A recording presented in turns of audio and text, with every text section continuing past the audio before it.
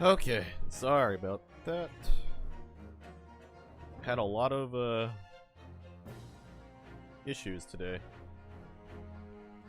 I guess my bot wasn't working, so I had to go fix that. Unfortunate, but it happens. Alright, shall we continue? Adventure of the Runaway Room.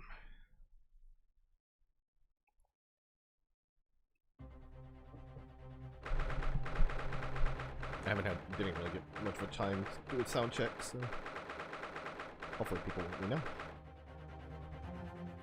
18th of February from 12:52 p.m. The Old Bailey Defendant's Antechamber. What on earth just happened in there?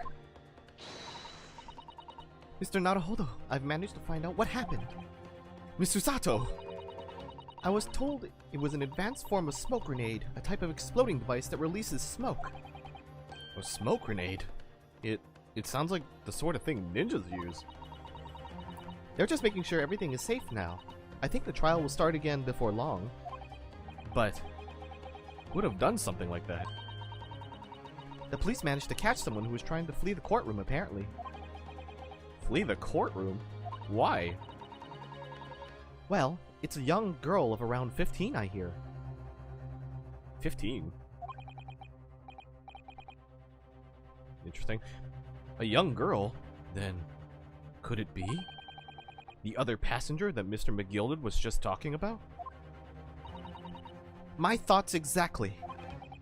So he wasn't lying. Oh, what's become of Mr. McGilded, actually? There's so many things I need to ask him about, but he's not here! I think he was summoned to the prosecutor's antechamber to answer questions, along with the young girl. Who is she, I wonder? And what was she even doing here at the trial? She was taking a huge risk, and for what possible benefit to herself? There's another matter that's troubling me.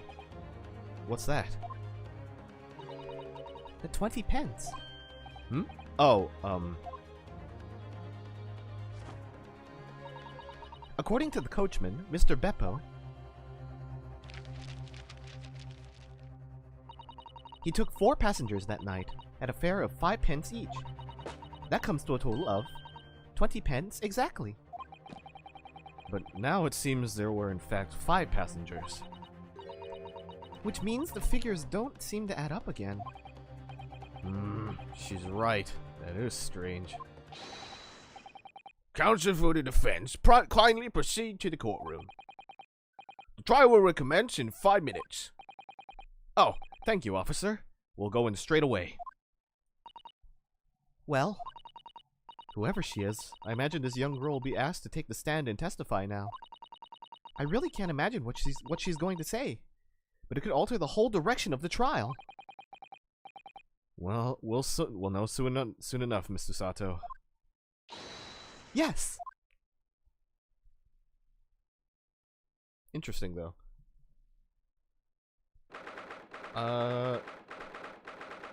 When I'm thinking of a young girl, I think of, that one girl from the investigation series? God, what was her name? Yeah, it's okay. But just hearing young girl and all that just makes me think that she could be. Oh, hello. It's not the ballet dancer again, is it? Nah, it doesn't look the same. No, yeah, she's more of a regular blonde versus a platinum blonde. There's the young girl next to Mr. McGilded. Look. She must have been the one who caused the disturbance before. Oh god, how did I do the judge? Well, after that rather eventful recess, the court will now resume the trial of Mr. Magnus McGilded. Now then, Lord Van Zinks. Oh god, what did I do for him? My lord. I believe you have established the cause of the smoke which veiled proceedings earlier. It seems to have been an advanced form of smoke grenade. of the sort typically employed by the army. Good gracious! The army? What in the devil's name? It was an elaborate attempt by a young girl to cloak her escape from the public gallery, but she was caught. And now occupies the stand. Your name, young girl? Are you responsible for the smoke grenade which induced such pandemonium here in my courtroom? What is the meaning of this deplorable behavior? If I may... oh wait, shoot, that's too bad. If I may, my lord. My lord. Yes, Mr. McGilded? I think perhaps I ought to explain here. Why is it that this wee lass here was here in the first place? And why she tried to bolt out like that? This all tied up with the events of that night, so it is. So it is.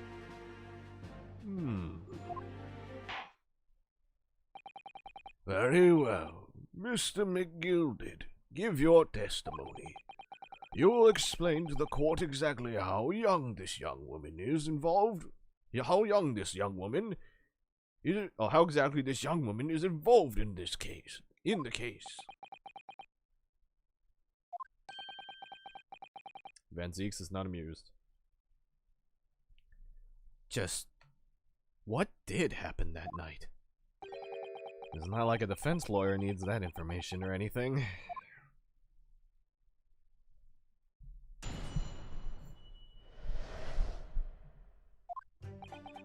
On the night in question, I took the back seat in the omnibus and promptly nodded off. Then, begorra, a loud thud and a wee scream woke me up for a fair start. There was a fella collapsed on the floor at my feet, so I set him up on the seat across from me.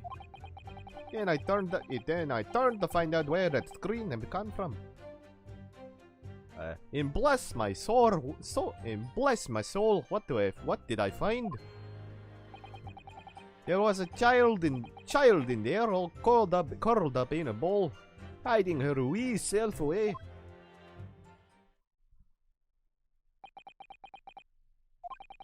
I remain somewhat baffled, I confess, but from what I gather on the night in question, this young girl was indeed riding in the omnibus. Is that correct? 'Tis exactly as the defense counsel said. This lass was the 5th passenger, my lord.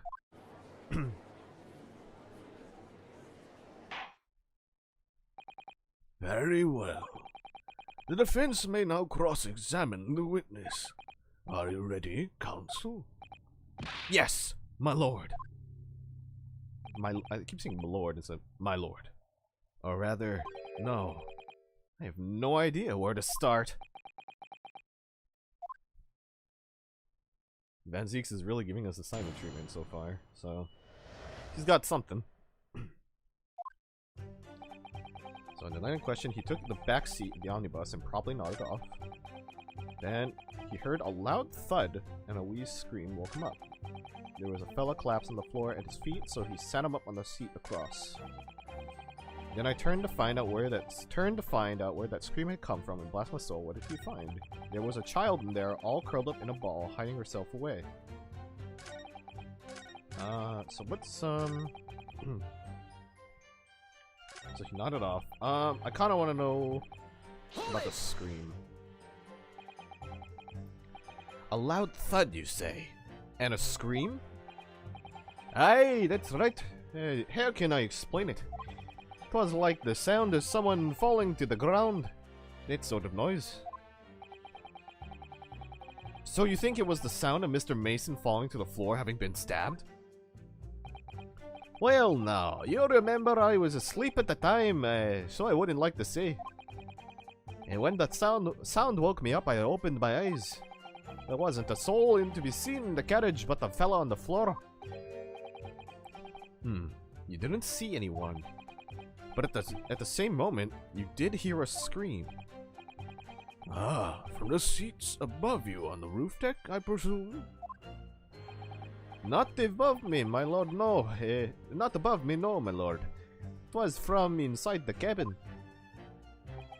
But I wasn't altogether thinking about the scream. No, I was too stunned by the desperate sight before me eyes.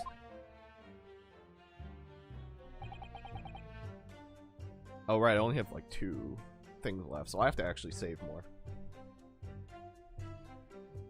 Bless me bagpipes and all that. Okay, so he sat him up. You sat him up? The victim, you mean? That I did, and the seat across from me, as I said. I could plainly see the poor devil was already gone.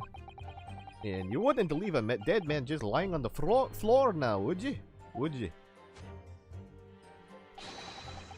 It is common courtesy, so it is. I find that a little hard to believe. Ah, Lord Van Zeeks! Now, why would that be? You wait to find a man lying dead at your feet in a carriage. Any normal person would hail the cabman. Any upstanding member of London society, that is.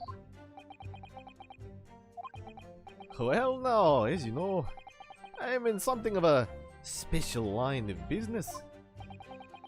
The business of lending money at exorbitant rates of interest? Unfortunately, my lord, not everyone is thankful for the help I offer them, and some would even see me dead. So I do try, where possible, to avoid getting myself in a tangle of trouble. Are you suggesting you were just going to leave the man there? Heavens alive, no! I was always intending to report it, so I was. Only, I had the mind to find out the whys and the wherefores first. The whys and wherefores? Right you are.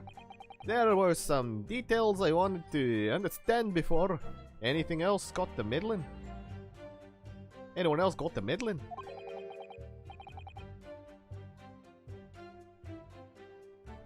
That wee scream I heard, for example. Wouldn't your good self do the same? Yes.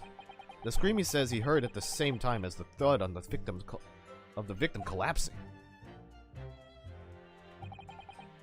Then I turned to find out where that scream had come from, and bless my soul, what did I find? Hold it! I'm afraid I don't understand. I'm sure you told the court that there was no one else in the carriage except yourself and the victim. So I did, sir. So I did. As far as I could see it, that is. What do you mean by that? Well, now, 'tis a queer thing. The wee scream I heard as I woke up. It came from, if you'll excuse the vulgar expression, under me backside. Good gracious. Under your backside? Oh, so you heard the scream coming from the seat. Okay.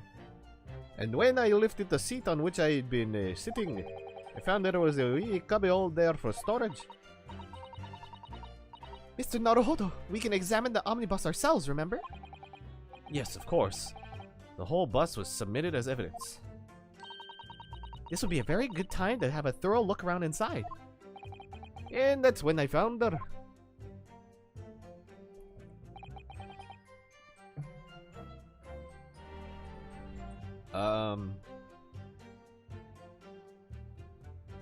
Okay. Let's go look at it again, I guess.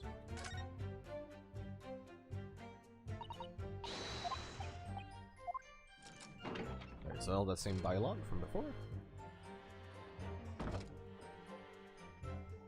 So I did already examine this, but I wonder if...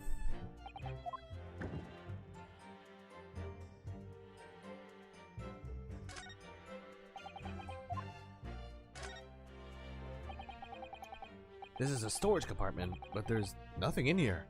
It's totally empty. Something doesn't seem right here, but I can't put my finger on what it is. Wait, why is it empty?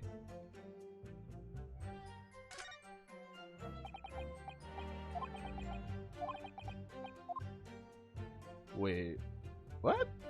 When did they empty the... What? Oh, not now there's... Oh, now you can examine the bloodstain, though. That's blood, isn't it? Is something wrong? Oh, it's just, well, this bloodstain is so obvious, that's all. And yet Van Zieks has made no mention of it. I suppose that does seem a little strange. Why do I have such a bad feeling about this? Wait, yeah, there's nothing in the seat anymore. And then, like... Yeah, why is there nothing in the seat anymore?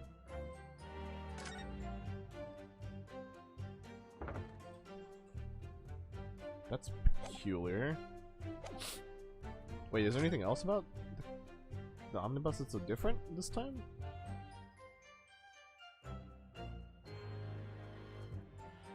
You can see where his ass is sitting. Let's see.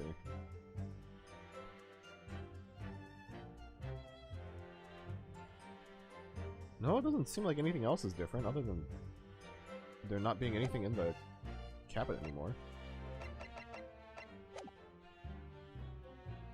Hold it! You say she was hiding herself? Aye, that's right.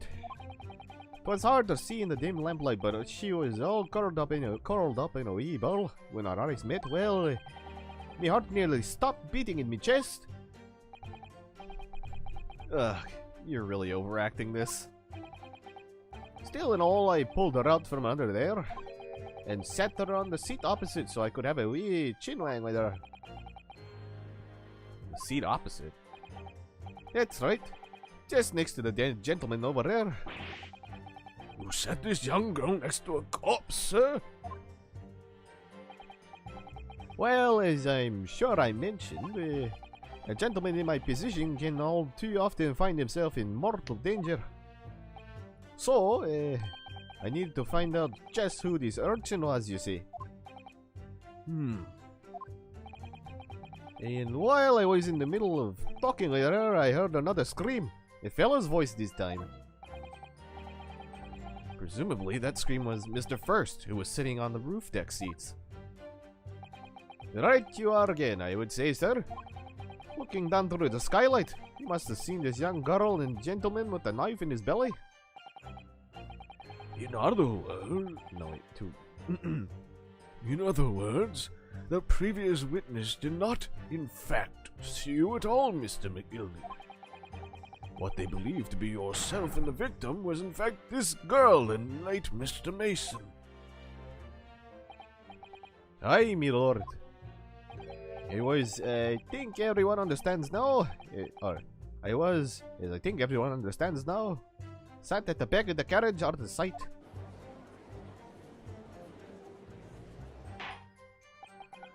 It is certainly plausible. The defendant is somewhat diminutive in stature, and readily confused perhaps with this young girl. After that, of course. After that, of course. With the scream from the gentleman over us, the driver realized something was wrong and pulled up the horses. Horses. I do wonder how you must be feeling, Mr. Naruhodo. Being the defendant's lawyer and yet finding myself as stunned as everyone else at his testimony? Let's just say it's trying. We certainly had precious little time to talk to Mr. McGilden before the trial. But we mustn't be dispirited. We must just try to learn all the facts we can. When we arrived in London this morning, I didn't see my day panning out like this, that's for sure. Yeah, no kidding though. Mr. Naruhodo, no grumbling, even in your head. Ugh, how did you know?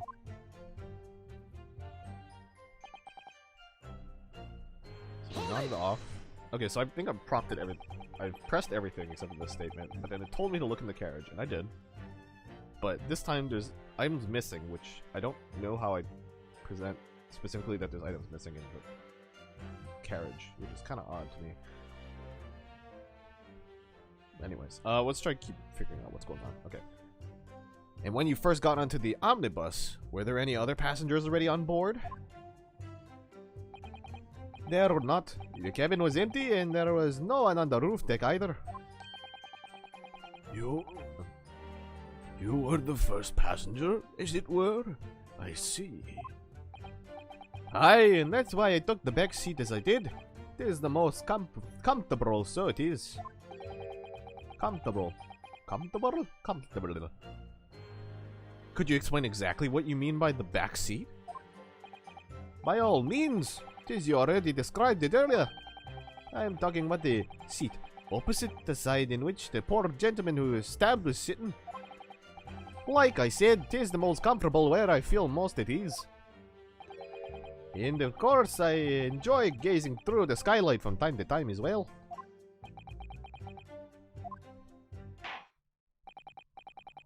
Thank you. I've heard enough. The events as explained are clear in my mind. However, at least one conundrum remains. Who is the girl? Yeah, so who is this? What the fuck? We never like went over that period. Oh, there we go. Her name is Gina Lestrade, my lord. My lord. She's a chancer. Earns a crust among large crowds, relieving people of their purses. Oh, okay. So she's like a petty thief. A pickpocket, I mean. Yeah. Well, it's commonly referred to as a pickpocket. You know, she's kind of going around stealing money if you know. What? This girl here? A petty thief?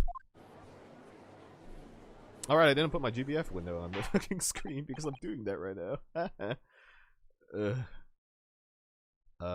Wait, do I have GBF window on this? I do. Somewhere. Wait, do I not? Oh no, there it is. Pain. That way I'll know that when I need to continue stuff. Order! Order! Is this true, Miss Lestrade? It's not even labeling her name. Still. Miss Lestrade, you will answer the question. She has a fucking gun. Why is it colored? Ah! How dare you? What is the meaning of this? Oh, and she's fucking gone. The girl! She's gone! Yeah, no shit. Open your eyes. Oh, that was her. Open your eyes. No, what? God, how do I don't even think I can do it. Open your eyes. I'm over here. Good gracious. How? What was the point in that little sidestep? I know what you lot are thinking. Grown-ups are all the same. Lestrade? Is Lestrade a Irish last name? Or is it like a... What the fuck kind of name is Lestrade? I don't know what... Cause she looks like she's either speaking with that or like Cockney or something. Oh. Inspector Lestrade is a... Oh, it's a character in the Sherlock Holmes story. Oh. Oh. Nationality British. Oh, okay, so she has like a very... I know what you lot are thinking. Grown-ups are all the same. All the same. This little dirty dipper, you'll say, slipped up and got caught on the job. She got herself backed in the corner, so she knifed the gent. Go on. That's what's in your eye, your ear, in your head, ain't it? Fuck, I don't know if I'm not doing a British accent right now. Fuck. No, not at all. This is a court of law. We're here to determine the truth, not to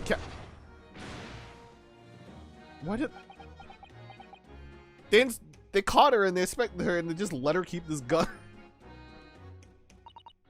Oh, she's even got coin tricks. Look, knives are for cowards. Only thugs use weapons like that. All I need for what I do is these fingers. I'm a professional, alright? Maybe not in your eyes, but I got pride in what I do. What I do? God, fuck, what accent am I supposed to give? But I'm not doing British? Question mark? I don't know. Let me guess. You don't count smoke guns among weapons for thugs. Oh, this. Yeah, this was in my bag I lifted the other day. Down where they keep the four-wheeled drags. It's nice in it. I like the pink base. Do not wave this thing in my direction again. Oh, yeah, it's that time of the night. We gotta get a drink. Danzigs. So, you admit that you were riding the omnibus on the night in question?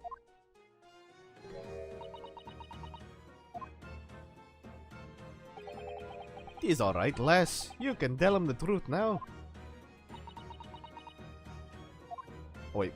If it's British, then he'll be. Yeah. Alright, yeah. It's just like the Irishman said. Fuck! I'm not getting my British accent today. Oh damn! I'm getting I'm getting a little bit more of the Irish out of it, but not just a wee bit. But not getting out my British. British? Why? Oh yeah, Cockney. No, fuck, shit. The court accepts this girl, Miss Gina Lestrade, as a valid and significant witness in this case. Accordingly, young lady, we will now hear your testimony, if you please. You will tell the court exactly what happened in the omnibus on the night in question. Alright, if I have to. God damn, fucking reading these accents.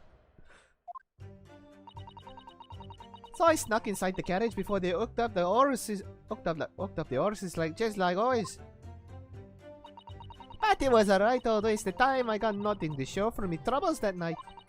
I'll tell ya, you can't see a blind thing in that hiding place. It's pitch black in there. Pitch in there. Then after a while I hear this loud bang. Nearly jumped out of my skin, I did. And the screen just came out. It's because of that this swell found me.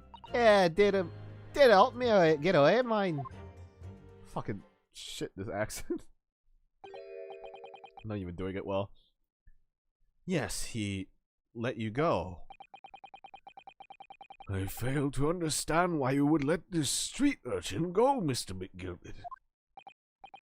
Oh, this simplicity itself, my lord.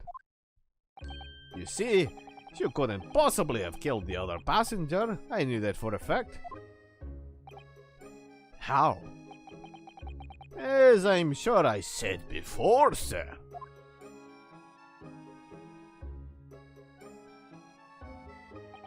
I was sitting right on top of the place where she was hiding herself. I think a demonstration is called for. They're gonna demonstrate in this. This thing that's soaked with fucking blood. Oh, yep. Sorry. I accidentally pressed A. Why? He said, "This is where I sat that night. And the cubbyhole of which you have spoken is underneath the seat, I presume." Oh, no, fuck him. That's the judge. God damn it, I'm not paying attention. And the cubbyhole of which you have spoken is underneath this seat, I presume?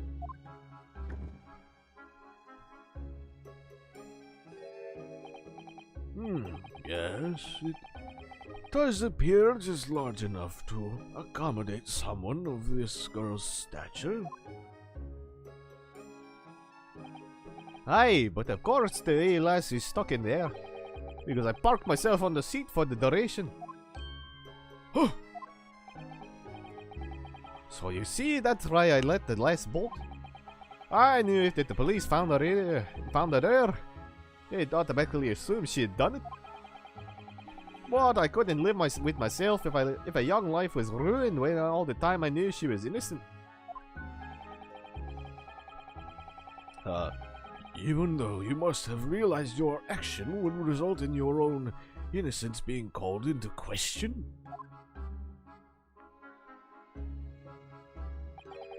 Not at all, my lord, not at all. I knew in my own heart that I was innocent. So I thought it was worth taking a punt on my own good name for the sake of this less fortunate lass. My goodness, my goodness. What a perfect gentleman, eh? My lord, this fine example of a man cannot possibly be guilty of a heinous crime like this. I'm ashamed of myself for ever doubting you, sir.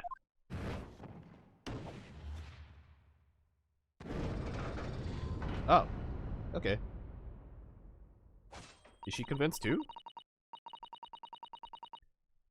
With calm, calculated reasoning, one arrives clearly at the truth every time. Wait, that's everybody. Wait, that's everybody. What the? What? Wait, what? Wait, so does the prosecution get to do the cross thing? Where he convinces them otherwise? Or is it only towards prosecution side? The fuck? Okay, now I need to figure out how this mechanic works now. Saints alive! All 6 members of the jury consensual in their leaning for a verdict of not guilty. I saw that autosave. Fuck. Shit's gonna happen. Mr. Naruhodo, this... Well, it must mean... It must mean... What? That we're victorious! We've... won? Are you sure? Objection! Yep, that sounds reasonable. Oh! Okay. If the sight of my oh wait. If the sight of my iron-heeled Wellington offends, pray, do forgive the... do pray... Oh god, now I'm reading that really... If the sight of my iron-heeled Wellington offends, pray, do forgive the discourtesy. You're gonna do the thing now, right? You're gonna swap them all over to your side, right? That's what's gonna happen?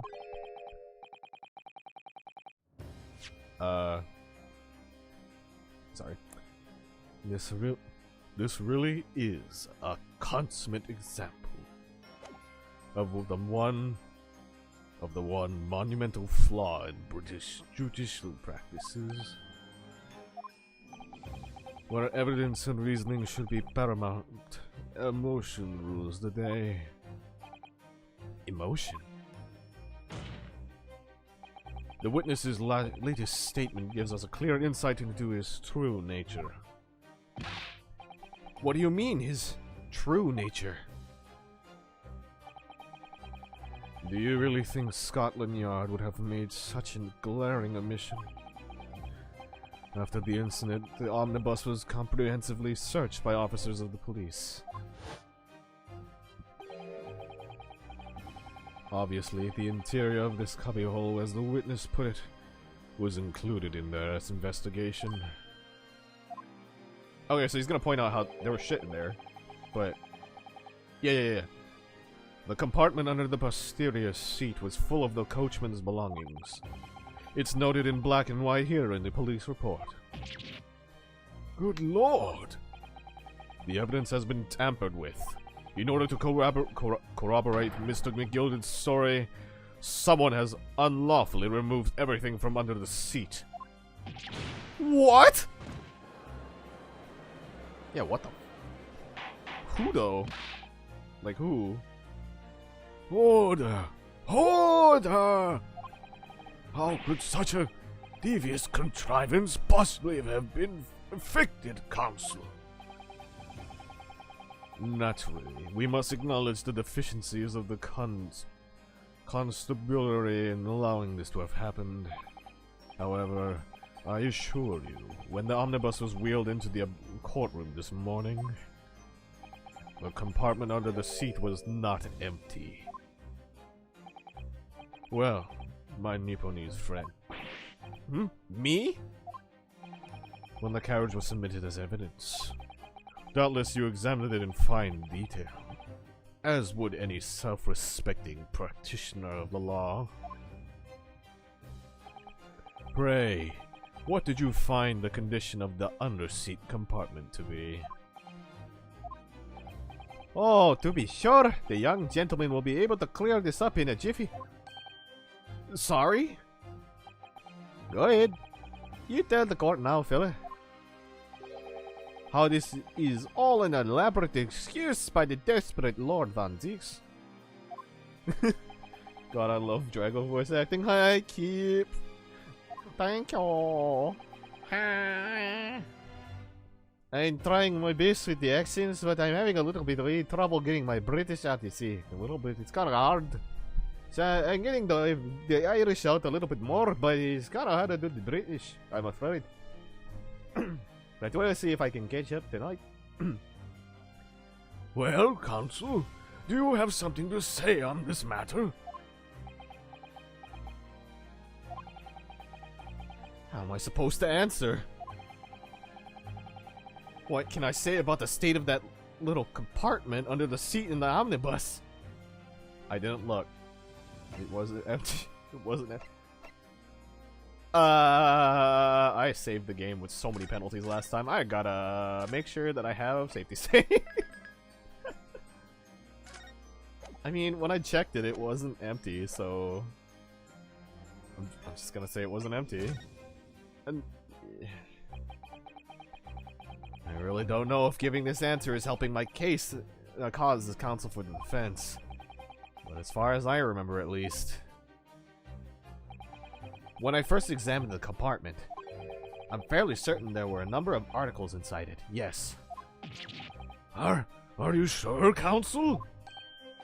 I'll be whist. What are you saying now, you deaf dog? I thought you were on my side here.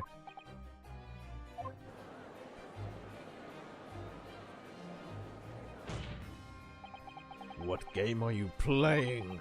Your task is to defend the man in the stand. Why would you say something to compromise his position?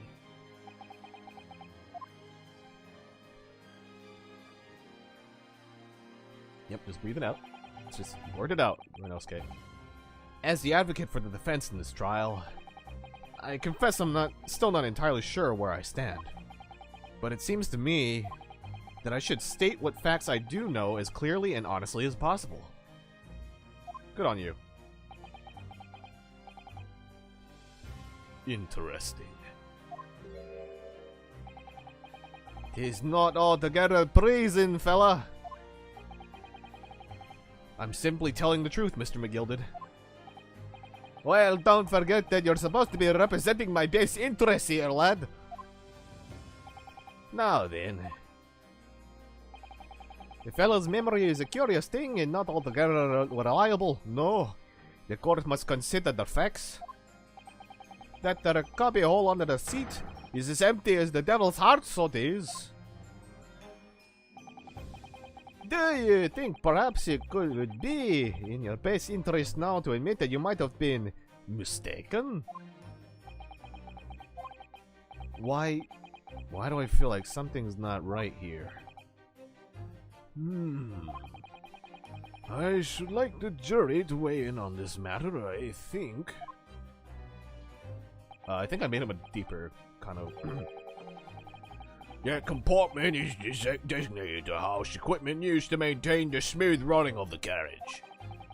The Guild's rules state that omnibuses should be properly and fully equipped at all times. So it certainly wouldn't have been empty on the night in question. Beppo isn't that irresponsible.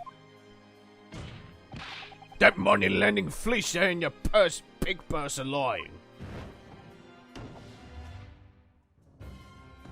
Oh, okay, so interesting. Like, we do swap their minds occasionally.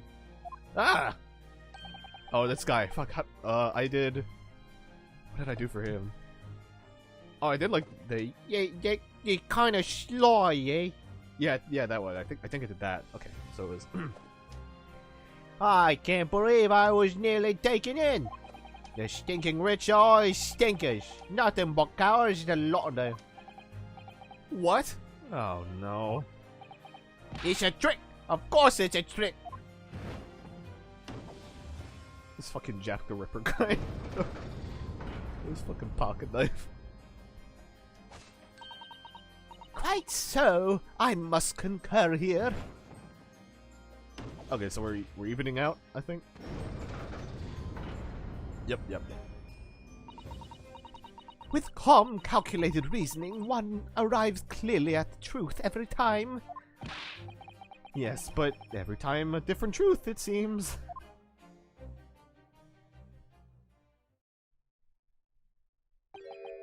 My lord, I humbly exhibit the scales of justice. Clearly, a verdict of not guilty at this time would be wholly inappropriate. Thank you, counsel. But before we proceed any further, there is the matter of the outstanding cross-examination. Oh yeah, we didn't do that yet, huh? Counsel for the defense, begin your questioning of the witness, please. Yes, my lord. Oh, the whole balance of the trial just shifted almost beyond recognition. The Reaper of the Bailey is at work, it would seem.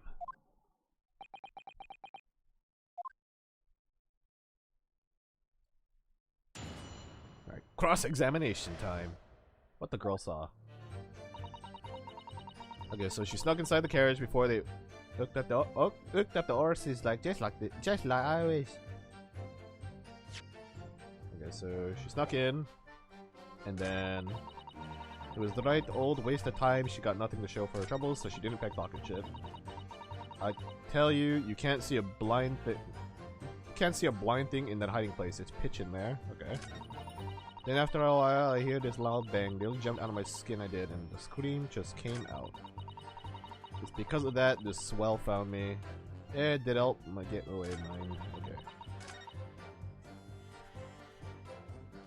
Okay, I want to know more about the hiding place. So you couldn't see out into the cabin at all? Not a jot. Most days I push the cushion up my wife and then the cushion up my wife. What? My wife? Cushion up my wife. Me and oh, push the cushion up with me and okay. Not a jot. Most days I push the cushion up with me head and look out the crack. Then I'm gonna have a butcher's at who I'm gonna fiddle. I thought you were a pickpocket, not a butcher. I mean, I can have a look. The seat under it ain't as plush as the other one, see? So most of the time the passengers plot themselves opposite. But for some reason that night, this Irishman spent the whole journey right over me head. And for that reason, you weren't able to push the cushion up to peek out, I see. Truth is, I ain't too happy in small, dark places. Feels too much like being thrown out in the clink. Pushing the cushion. Yeah. Look at pushing the cushion. Pushing the cushion. That could be a fun little word. Pushing the cushion. Pushing the cushion. Pushing the cushion. Pushing the cushion. Zaban the Zabaton. But it's the only place to hide in the garages, so it's Opson's choice. Why doesn't she just stick to picking people's pockets in the open then? I'd say there's some reason that she's not letting on, judging from her demeanor.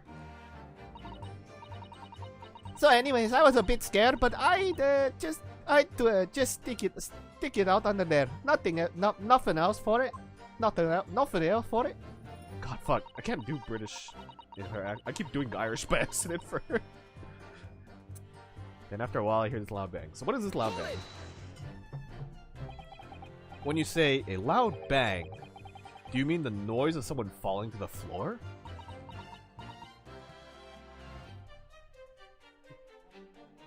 Now I know I would never survive in Ireland because the accent is so hard for me.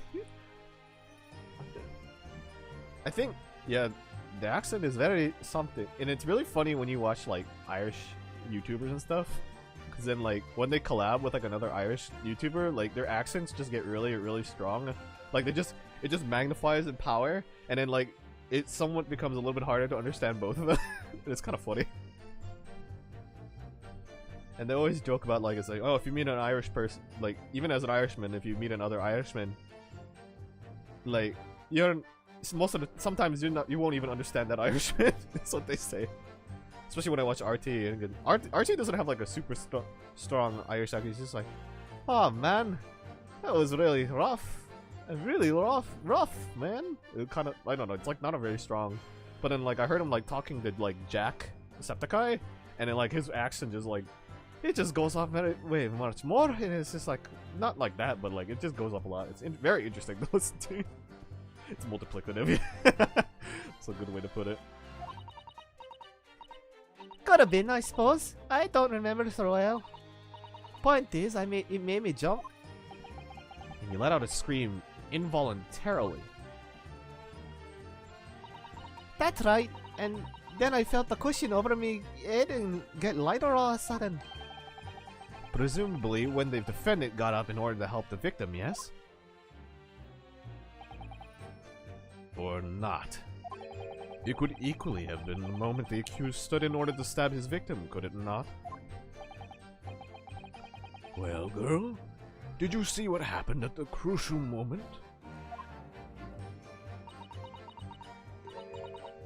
Yeah, I saw it. I pushed up the cushion and other quick butchers while I had the chance, didn't I? The Irishman was sitting up the block and falling on the floor on the opposite seat opposite. Oh god, it's fucking hard to read. That matches Mr. McGilded's account, of course. But then the fella suddenly turns around and looks right at me. I sunk back down again, but it was too late by then. I should never have risked looking. Okay, so the swell found me. Hold it! And when Mr. McGilded discovered you, he pulled you out from your hiding place? I was scared stiff I was. He dragged me out and sat me down in the seat and all. Seat and all? Next to the victim, Mr. Mason? Yeah, the bloke had a knife in his guts. He was still bleeding. Then the carriage lurched a bit and he ended up falling onto me. Ugh, how awful. Both my hands got covered in blood. It made me feel sick as a dog. Both her hands covered in blood.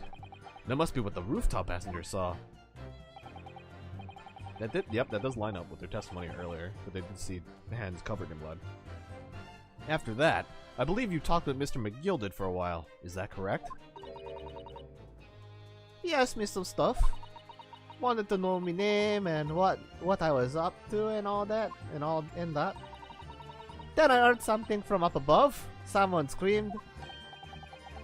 Yes, Mr. First on the roof deck, one would presume. Well, I didn't want no one seeing me face, so I didn't look up. Then the horses were drawn up smartish, and this Irishman says to me, "Get back under the seat. I'll see that you can get away later."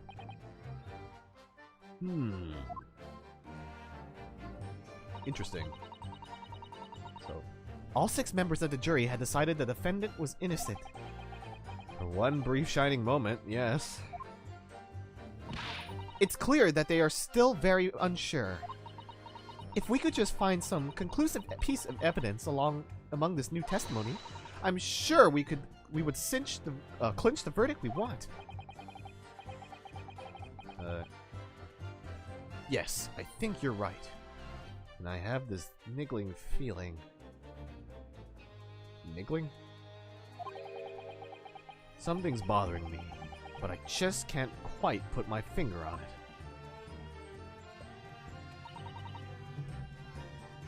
Hold it! So she snuck in. Okay. So, you are already in the omnibus before it even set off on its run? Well, yeah. I mean, What's the point of spending my joy to make a few bob, eh? That's a dumb idea, isn't it? I suppose she means there's no point in spending money to make money. It actually does make sense. Counsel, may I remind you that this girl is a petty thief. Kindly refrain from entertaining her tenants. Well, that does clear up the little mystery of the fares and all. 4 paying passengers at 5 pence apiece, making the 20 to which the cabman testified, and 1 little scapegoat riding for free. The red conqueror driver always goes for some grub before his last run, see? So that's when I slip into the carriage and get myself eaten under the seat. Nice and easy, eh? But your hiding place is a storage compartment. Full of equipment for the coach, no?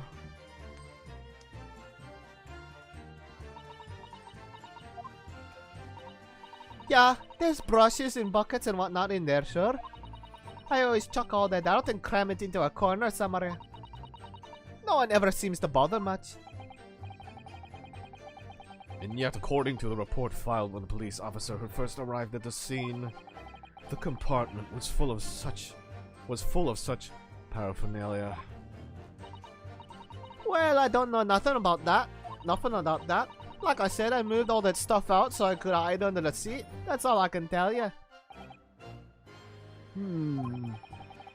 It seems we've reached the end of that line of inquiry. Continue. This may be my first time hearing the word paraphernalia ever. Kiro, welcome, welcome. Thank you for the raid. Hello, raiders. I am URAunitB. I am a variety streamer who looks like a dragon because my Final Fantasy 14 character's name is Drago. And therefore, I thought maybe I should make a dragon avatar for when I stream. Also, don't mind the fact that I have Grand Blue running in the background. Don't worry about it. Don't worry at all. Also, welcome, Kiro. Welcome, welcome. Yeah, what is attorney? Let's go. It seems we've reached the end of that line of inquiry. Continue. So envious of your ability to stream and also GP at the same time. All I can say is thank goodness for full auto.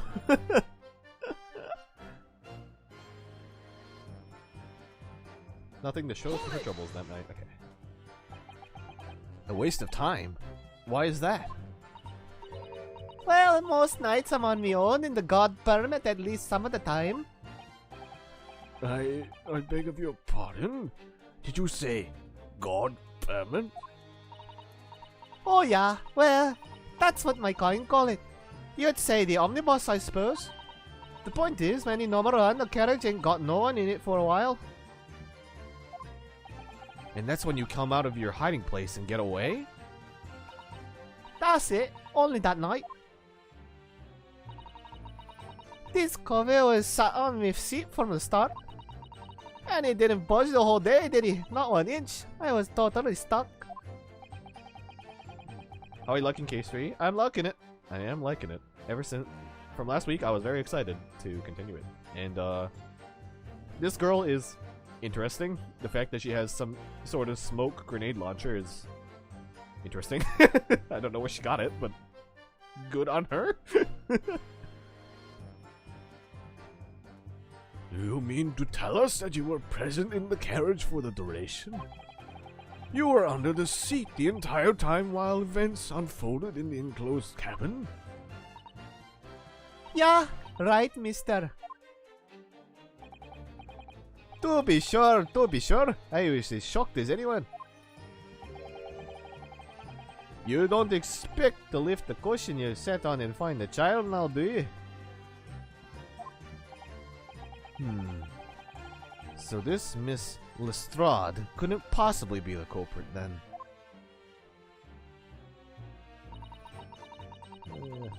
Well, I pressed every statement. Then after a while, I hear this loud bang, nearly jumped on my skin, and screams came out. This swell found me. It did help me get away, mind. Did I press this one? I actually don't remember. I could have sworn I did.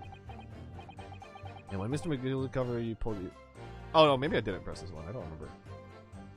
And when Mr. McGill discovered you, he pulled you out from your hiding place? I was scared stiff, I was. He dragged me out and sat me down in the seat and all. Next to the victim, Mr. Mason? Yeah, the bloke had a knife in his guts. Yeah, no, I did read this one. I actually do remember. Fuck. Then the carriage lurched a bit and he ended up falling. Okay. He didn't have any reactions to anything. And then the both hands covered in blood.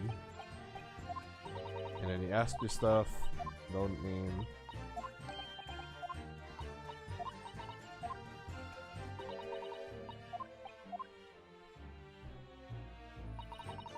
Yep, so all 6 members of the jury, okay.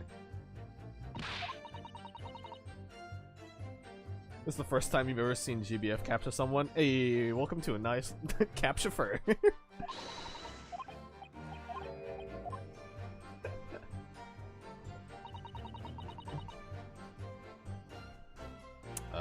So...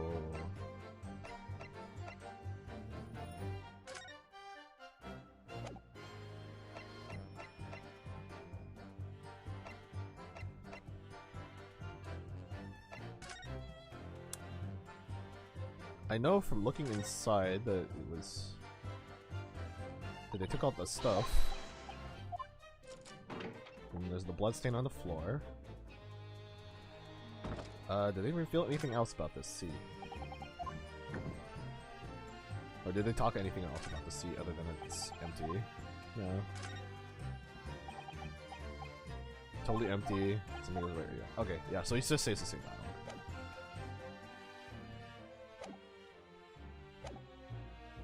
So what am I looking for? But it was a right way old waste of time. I got nothing to show for me troubles that night. Can't see in it. Then after a while I hear this loud bang, nearly jumped out of my skin, and the scream just came out. Loud bang.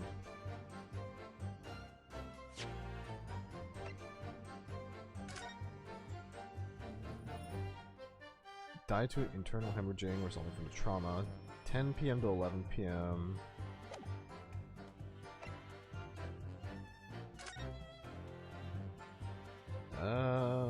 Nothing of note.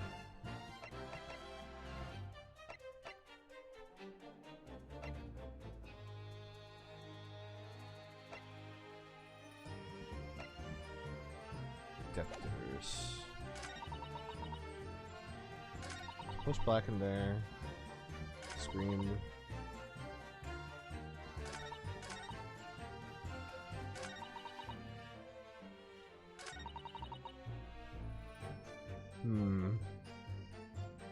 Snuck inside the carriage before they hooked up the horses, just like always. But it was right old waste of time, I got nothing to show for it. Can't see a blind thing in that hiding place, it's pitch in there.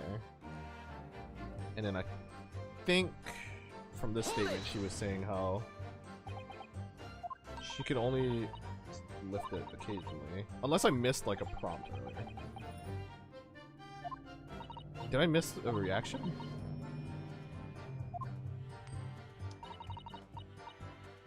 Okay, so you spent the whole journey over her head.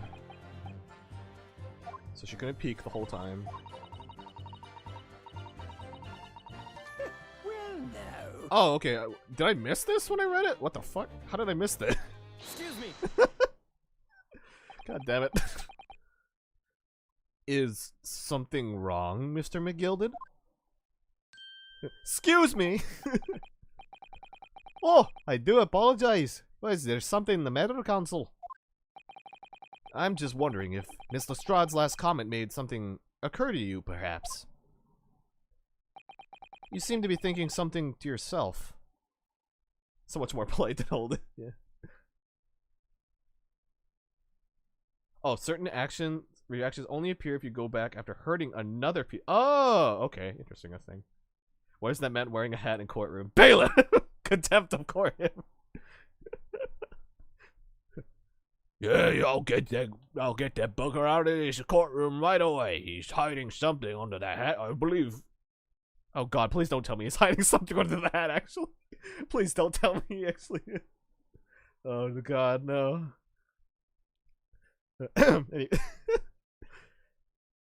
Meanwhile, the entire audience and the jury and other witnesses with hats. I hope not. I really hope not. You seem to be thinking something to yourself. It was a different era, it's true. Hats were commonplace, it's true. Oh, no, it was nothing important. I was feeling bad for the poor lass is all. I remember feeling desperate as a young lad shut up in the dark. 'Twas terrifying, so it was. I see. Yes, I'm sure we can all sympathize. I'm still scared of the dark now.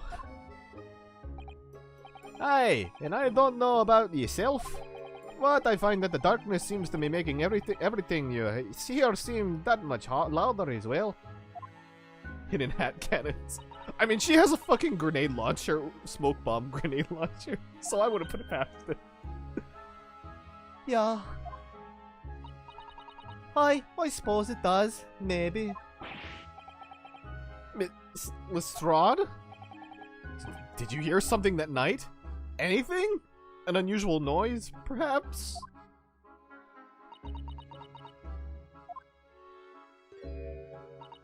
Nah, not really. All I could hear was the Irishman snoring. Big jabbers! There's no need to tell the whole world of me. Oh shit, pressed A by accident. God damn it. What did he say? Sorry. Big jabbers! There's no need to tell the whole world of me my foibles, you little scump. What, you little scump? Little foibles? I'm learning really. I'm getting to hear very interesting words today. What a pity. If only Miss Lestrade had heard something, it might have given us a new vital clue. You little scump!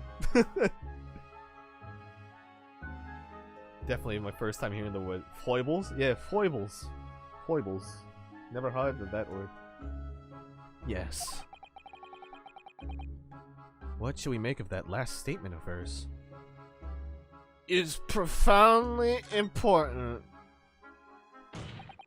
My lord! I believe that statement just made by the witness is profoundly important. Profoundly important? But all she said was that she heard nothing. Yes! Which is the profoundly important point. I'm very fucking serious about this, Judge. Just look at me. I'm unblinking. I'm almost sure of it.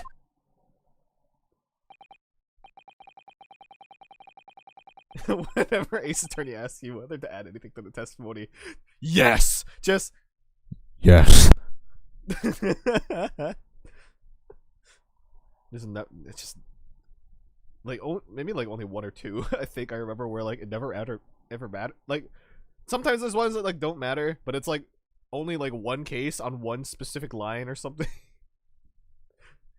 Where it's like, I think there was one where like there was 3 possible press statements you could amend, but you needed to amend the correct one, and I think that was like the only time it ever happened, and I don't remember what game that was. It might have been Dual Destinies, I think.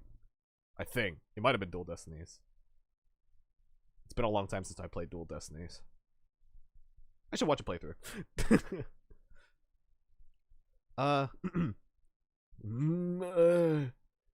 sure that I don't understand the inner workings of your Eastern Mind Council. Nevertheless, Miss Gina Lestrade, you will supplement your formal testimony by repeating that last statement, please. What? What? Superman? What are you on about? Don't give me all your fancy talk. I know what you're trying to do. Well, it ain't won't on me. Won't work on me. That's right. Insult the judge. Always a good move.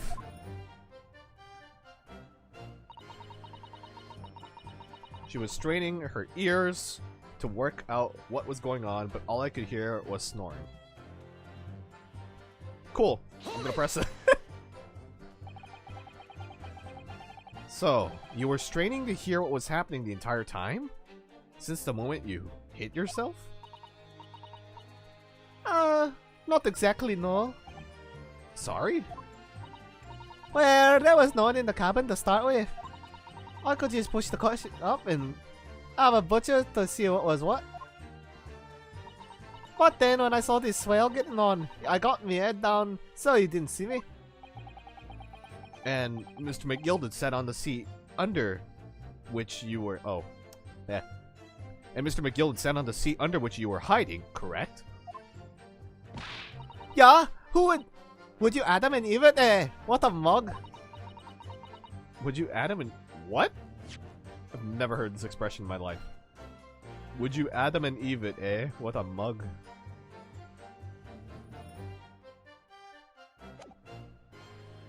I'm learning a lot today, apparently.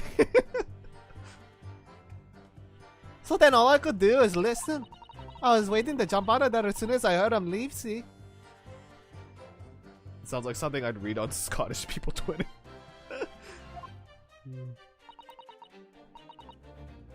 But would you? Not likely. God damn it.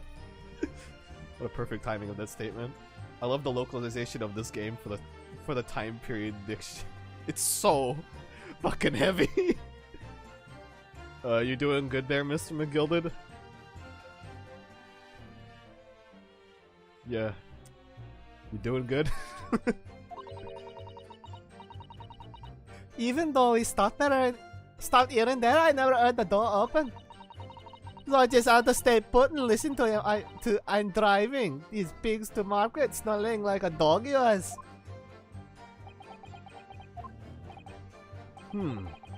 Are there any conclusions we can draw from that, I wonder?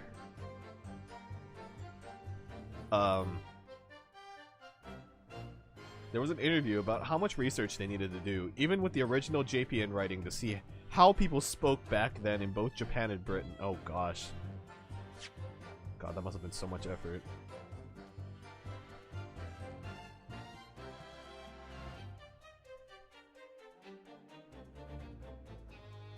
Love research games. Yeah! Research games are cool. Even though we stopped here and there, I never heard the door open.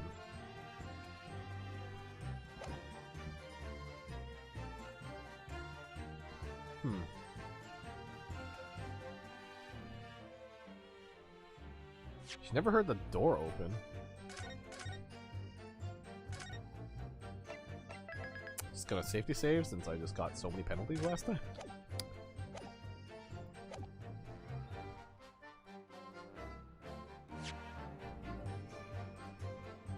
Okay, so no one was in the cabin.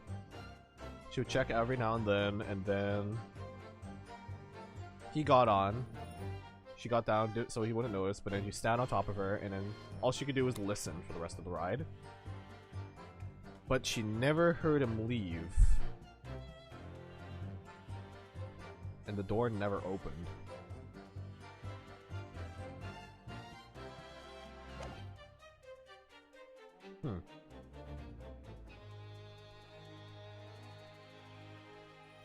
Wait. It doesn't add up because of the other guy. When did he get on? I'm thinking. I'm putting my noodle to the test. I'm learning. Are you proud of me?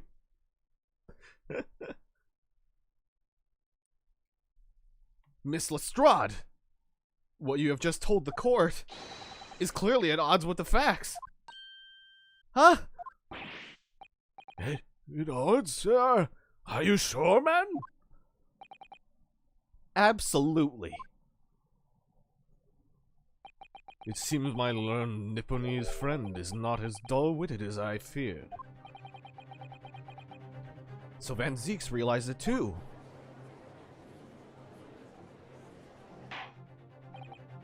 Counsel, I must insist that you bolster your claim with evidence, or some complicit party's name at the very least. Yes, my lord. I expect you to demonstrate this alleged contradiction to the court. According to Miss Lestrade, while she was hiding in the omnibus that night, She heard nothing but the sound of Mr. McGilded snoring. But think, Renosuke, think! There's something else she should have heard. I'm gonna show a person. Very well, my lord. Allow me to elaborate. A particular sound that Miss Lestrade could not have failed to hear on the night in question. The sound very clearly explained by the presence of the following person. I mean, it's him, right? Take that! His eyes darting back and forth is a nice detail. Yeah, I like how it just shows like he's nervous as all hell in this courtroom. I mean, fair. He did get thrown into a trial immediately after literally, you know, getting into Britain. So, kind of sucks. But you know what? He's doing well. I would think. Then again, I have like 2 penalties left before I just die. So, you know, he's doing okay. Or at least I am. I don't know. Thrice fired, Mason? Yes, my lord. The sound that Mr. Lestrade cannot have failed to hear is that of the victim, Mr. Mason, boarding the omnibus. Order! Order! Explain your reasoning, counsel. Mr. Lestrade, allow me to confirm something. You claimed earlier that you were the first person on board the omnibus. Is that correct? Yeah, of course I was. I got on while the driver was in pub, didn't I? And the next person to board the omnibus was Mr. McGilded? That it was. Not a soul in the cabin when I climbed aboard. At least, not in plain sight. So you were, to all intents and purposes, alone in the enclosed cabin of the omnibus at the time. Did I not just say as much? I wasn't traveling with anyone else, if that's what you mean. Yeah, I saw him get on, remember? Through the crack under the seat cushion. He was on his own for sure. And from what we heard, wait, hold on, let me get some, And from what I've heard, hold on, let me turn the page a little bit. Where is it? I know I wrote it down somewhere. Crap. Oh crap. Did I write it on the back side of this paper? Oh man. Oh wait, I found it. Sorry. I hope I didn't rip any of that. Anyways. And from what we heard, the carriage made a number of stops after that on its onward journey. During which time, did you not hear the door opening or closing at all? Nah, never. I never heard it. That's exactly what I was listening for, weren't I? Waiting for this swell to leave. In which case, when and how did the victim end up in the carriage? Huh! We know that the victim collapsed inside the enclosed cabin of the omnibus. Therefore, Miss Lestrade's statement about what she said, well, I mean what she did, or did not hear, is at odds with the facts. Yeah. Fucking don't make no sense.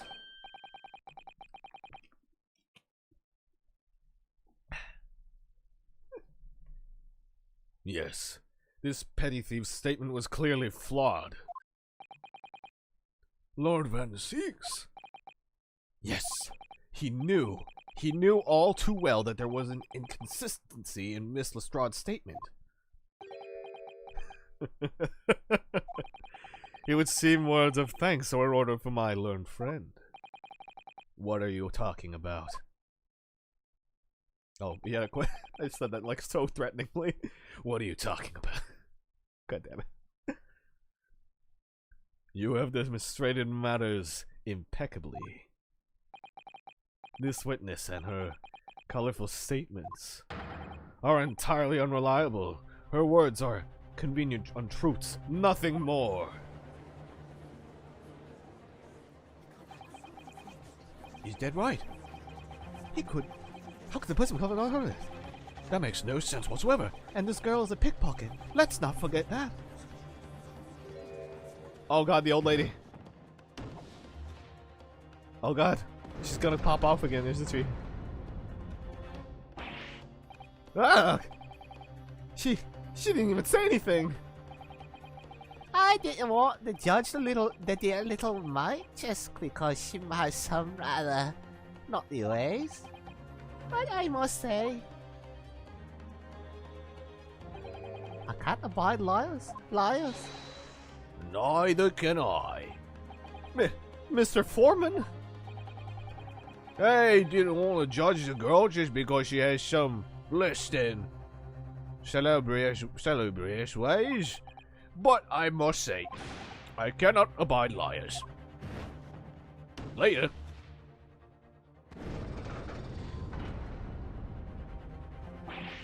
Ah! Mr. Naruhodo, that's 5 jury members leaning towards guilty. This motherfucker and his wine. Well, your consideration for others is refreshing, my Nipponese friend. To the considerable troubles you have spared me. Oh wait, he was doing a toast. So he was doing. To the troubles you spared me. Yes, very refreshing. Ah! Ah! What are you playing at? Have you forgotten who you're working for, you useless Eastern Amazon? Oh gosh. It's 5 somewhere. It's true. Oh god, You speak like this last time Yeah. This is carnage. It's perfect. Oh yeah, you're right, he's looking at the knife. Let me grab something real quick. This is carnage. It's perfect. That was actually really hard to do. Trying to lick my trombone mouthpiece while talking.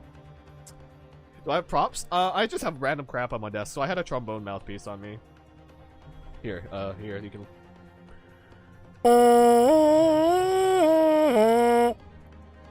So it's like probably the like more sensible thing I could lick on my desk.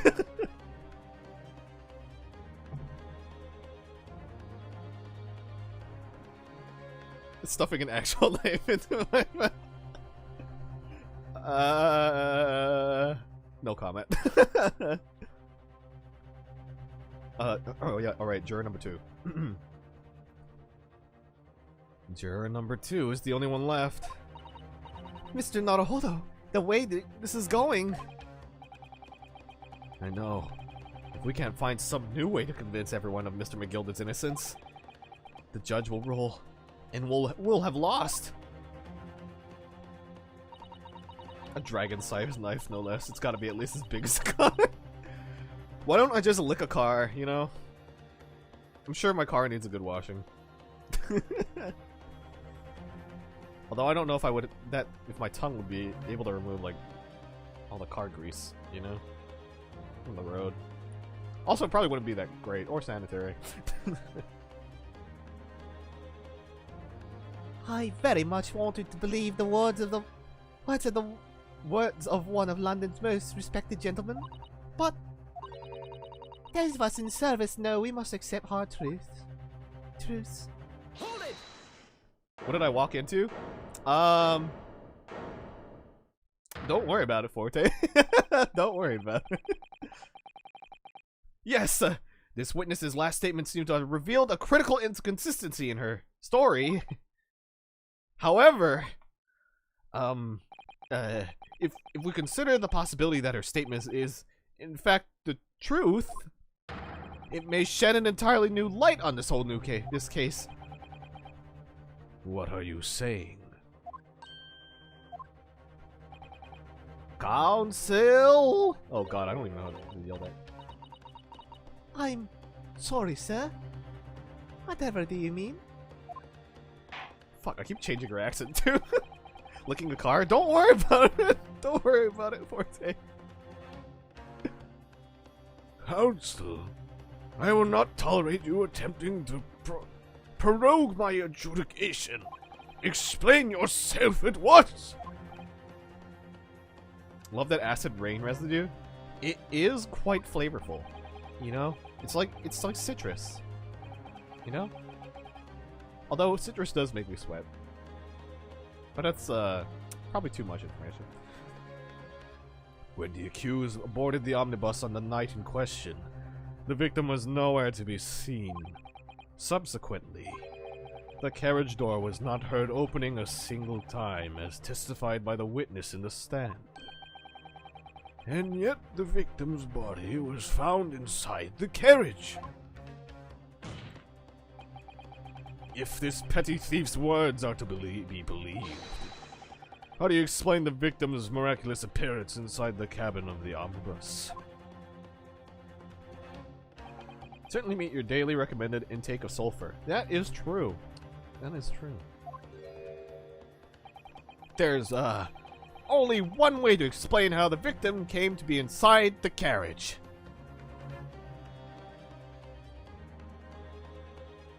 What? I wasn't even thinking along this lines. Shit. So they never heard the door open.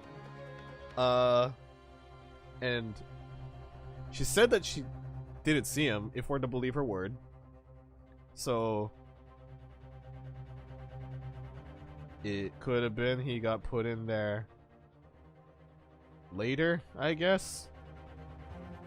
Or they're going with another entrance, which would be funny if they literally just dropped him through a skylight or something, through the skylight or something.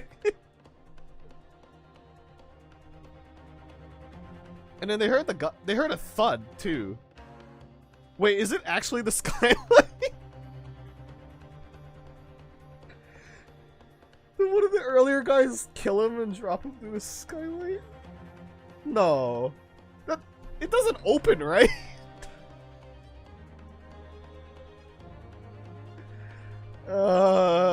God. Alright, hold on. I have no penalties left, I have to say.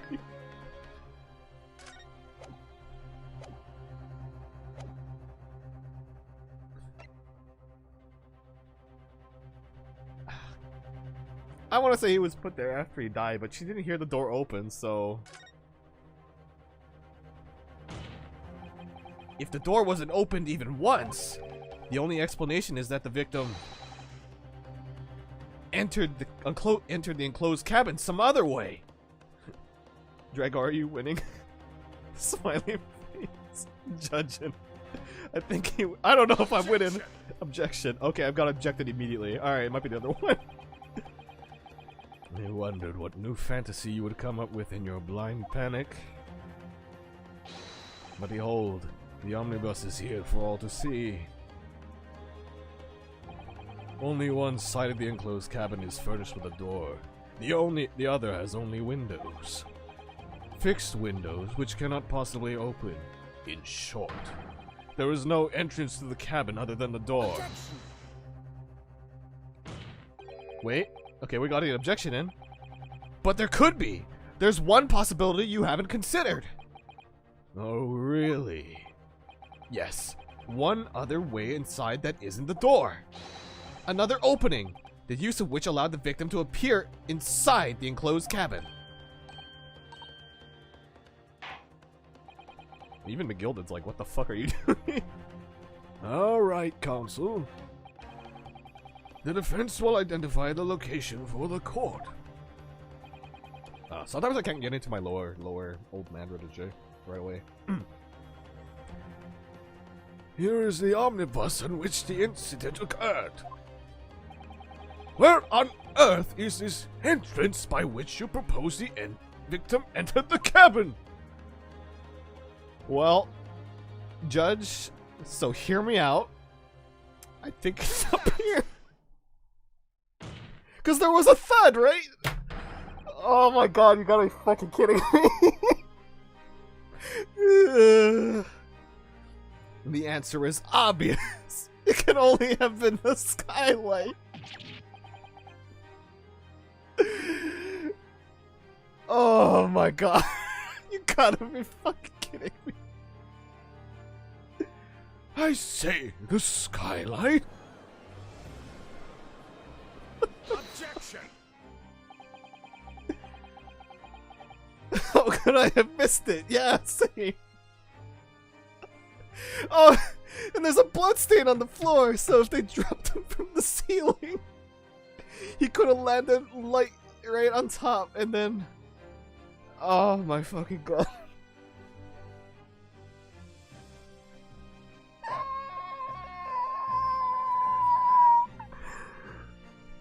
Alright. Okay. Who the fuck does a murder on the ceiling? We like Skylight. Diamond City Skylights illuminate. It's inside. A murder all you like down inside.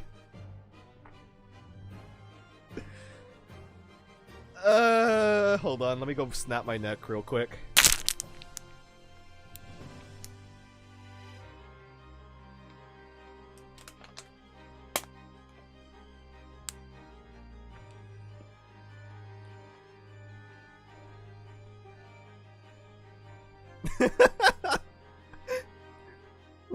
Should have snapped it on the skylight ceiling. Yeah, you know, I need to make sure that I have a very tactful landing when I die. I gotta do it right in the skylight.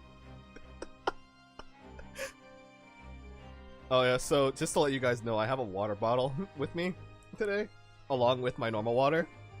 So, if you crumple a water bottle just right, and especially this kind of water bottle, because it's like a cheap, Safeway signature brand. If you just grab real quick like so. Oh god, I accidentally popped the cap off. Shit. Wait, where'd the cap go? Oh no. Shit. Oh no.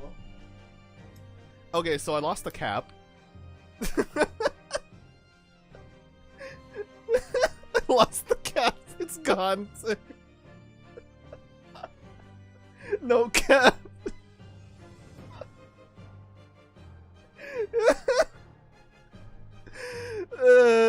Man, today I'm just going off the rails. God damn it. We all know you have a 19th century British peasant on standby just for this purpose. You know what? You're right. I do. I do have a British cadaver on the premises, you know? Just gotta... It's the perfect sound effect making advice. You can make it go, you can snap the bones to make bone snapping effects, or you can, wait here, let me lift them up a little bit. You can whack the cheeks for like a little bit of, you know, popping noise, like, and you know, alright, this bit's going on too long. I'm gonna keep going. Sorry. The fuck was I reading? Okay, sorry. Which cheeks? God damn it. You know how dragons often have hordes of valuables and different dragons have different types of things they collect? I do have a lot of random crap near my desk. I have a Switch light next to my other Switch, next to my current Switch. I have a trombone mouthpiece because I do play trombone. I have an extra speaker for when I take off my headphones and want to use a speaker. I have a Wii remote for whenever I use my Wii emulator. I have a figure of a Stinian sitting on my shelf. I have an entire top of my shelf is covered in just plushies. I have 5 lanyards covered in keychains from cons that I bought from Artist Alley. I have... I have a melodica next to me. For, you know...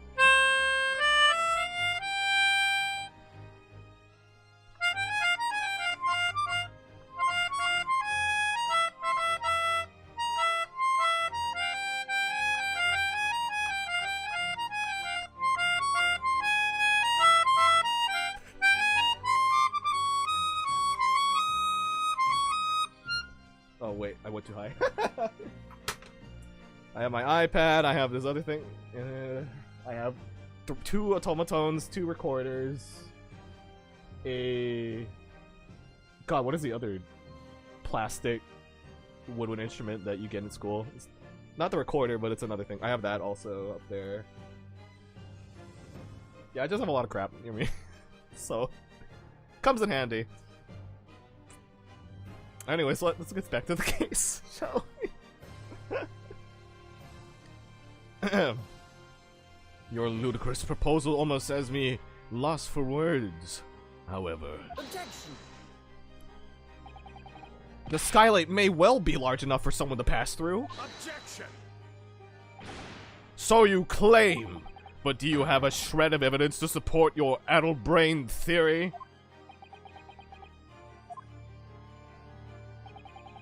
His gothic font for objection, it's so good. I love it. Both Mr. McGilden and Miss Lestrade said the same in their testimonies. They each claimed to have heard a loud thud, such as the noise made by someone falling to the floor.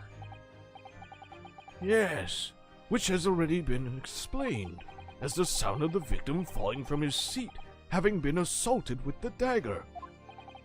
Yes, it has.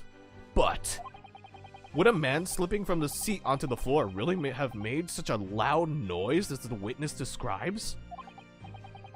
Or witnesses describe? A noise loud enough to cause Miss Lestrade to let out an involuntary cry, in fact. Good gracious! Perhaps, in fact, that was the moment that the victim made his entrance into the cabin. No, let me phrase that. The victim didn't enter the cabin as such.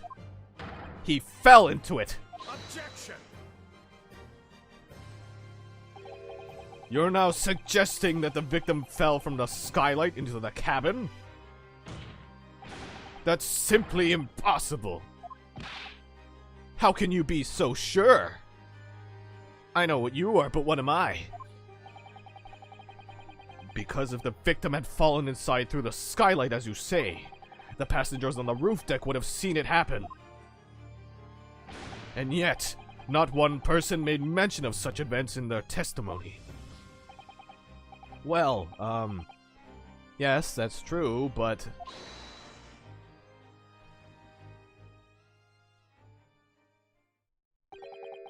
mighty humble fella, make a wee comment there. Mr. McGilden? Please be on my side, please be on my side, please be on my side for this. I'm your lawyer, man, please.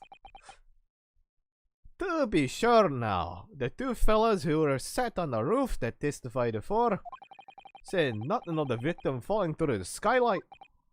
But it seems to me, my lord, that 'tis not so much a case of them not saying, but aye, 'tis a case of them being unable to say. What? I think perhaps the 2 fellas do be having something of a compelling reason not to mention what happened. Would you not agree, fine ladies and gentlemen of the jury? Oh my goodness, surely not. Those 2 chaps on the roof. You mean the ones who stuck the knife in the man were... Ugh! This is, oh, look at him go. Just what exactly are you insinuating here, you blitherer? You rotter! He said, you rotter! What are you insinuating?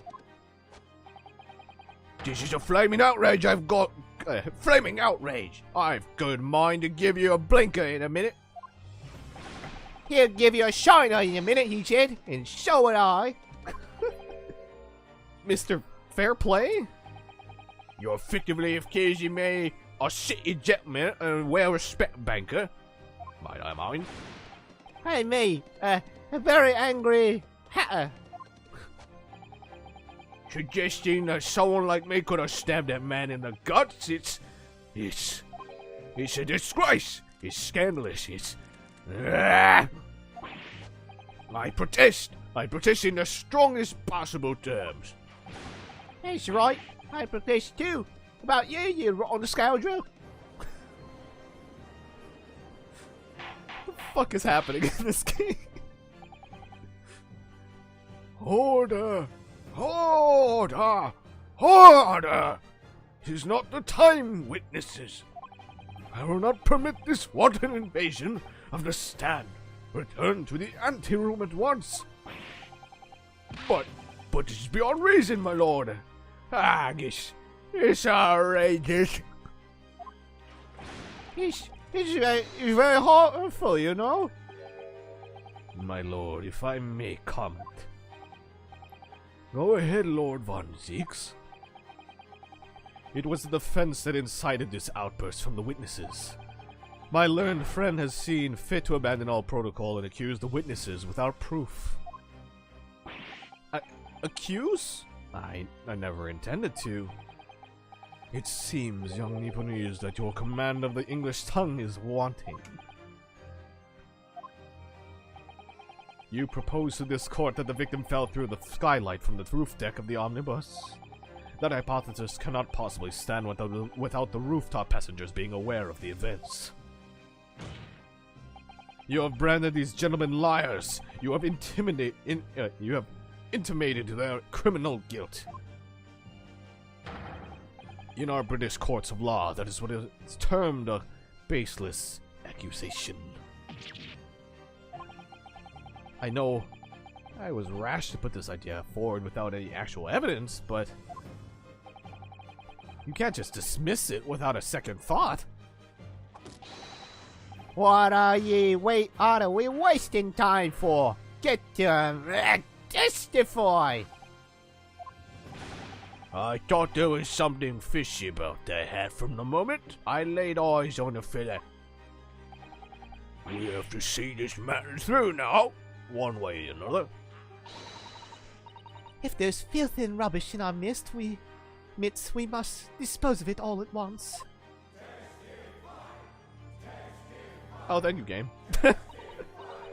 This is so wishy-washy. They just can't make up their mind, man. What's happening, Mr. Naruhodo? The spectators in the public gallery are. They're in a complete frenzy. Mr. Fairplay and Mr. First. My lord, you will take the stand again and make another formal testimony. In reference to the indictment brought by the defense. Yes, my lord. I didn't come here for this.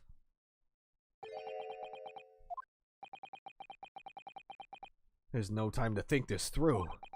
All I can do is keeping pushing forward. Keeping pushing. Alright. Is this what court is like? I mean, I've been in a jury. And no. Keeping pushing.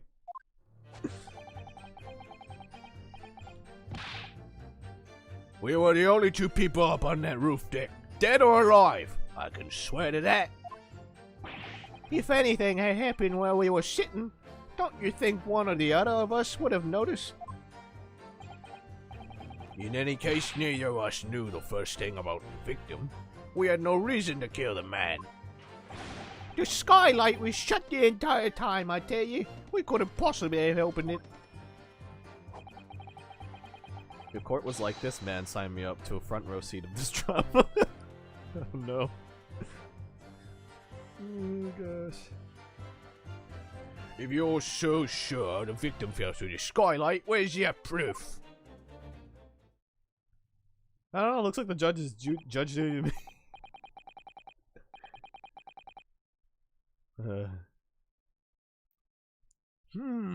I must say that on listening to this testimony, it is somewhat hard to imagine how either witness could have performed any malevolent act on this open rooftop deck without the other noticing forthwith. That's right, you see. Innocent, I tell you. Although logically, of course, the argument falls down if the two of you are in collusion with one another. What? Hey! According to the investigation by Scotland Yard, the two witnesses share no common dealings. Ha! Well, I don't trust coppers any more than I trust this stinking rich. Something doesn't feel right here. The trial is going in our favor, really. So why do I feel so uneasy? Counsel for the defense, over to you. Your cross-examination, please. Oh, yes, my lord.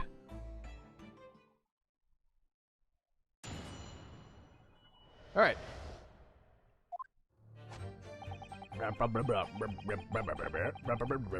Okay. I'm gonna look at the omnibus again and see if anything comes up different. You can certainly see inside the carriage through this opening, that's for sure. Yes, and there's a lamp on the there's a lamp in the enclosed cabin. So I'm sure the witnesses would have been able to see quite clearly. That's not good for us. What if I go inside and I look on at the ceiling?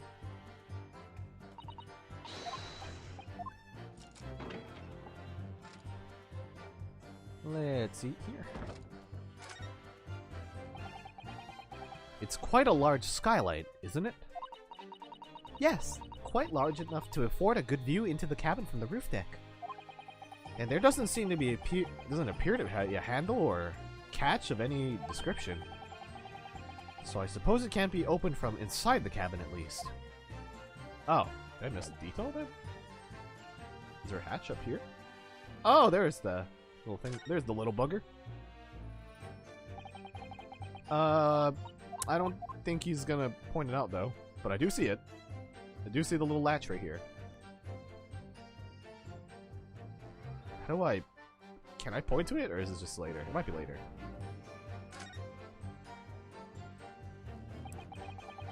Yeah, it might be a later thing. Okay.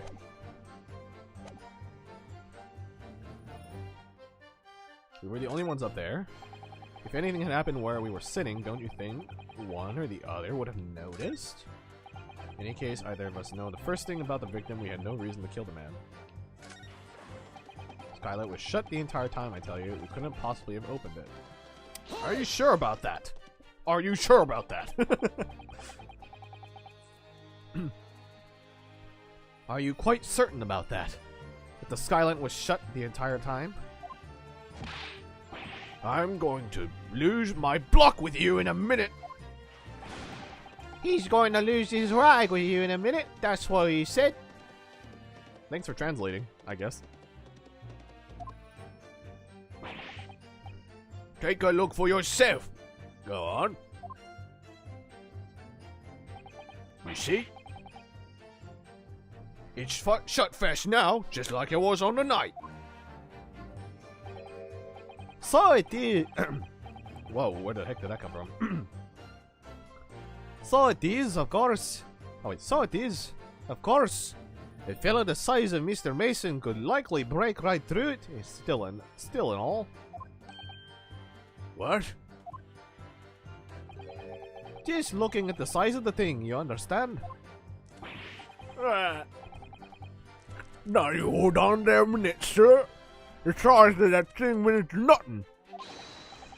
Not on its own. Let's consider the bigger picture here, shall we?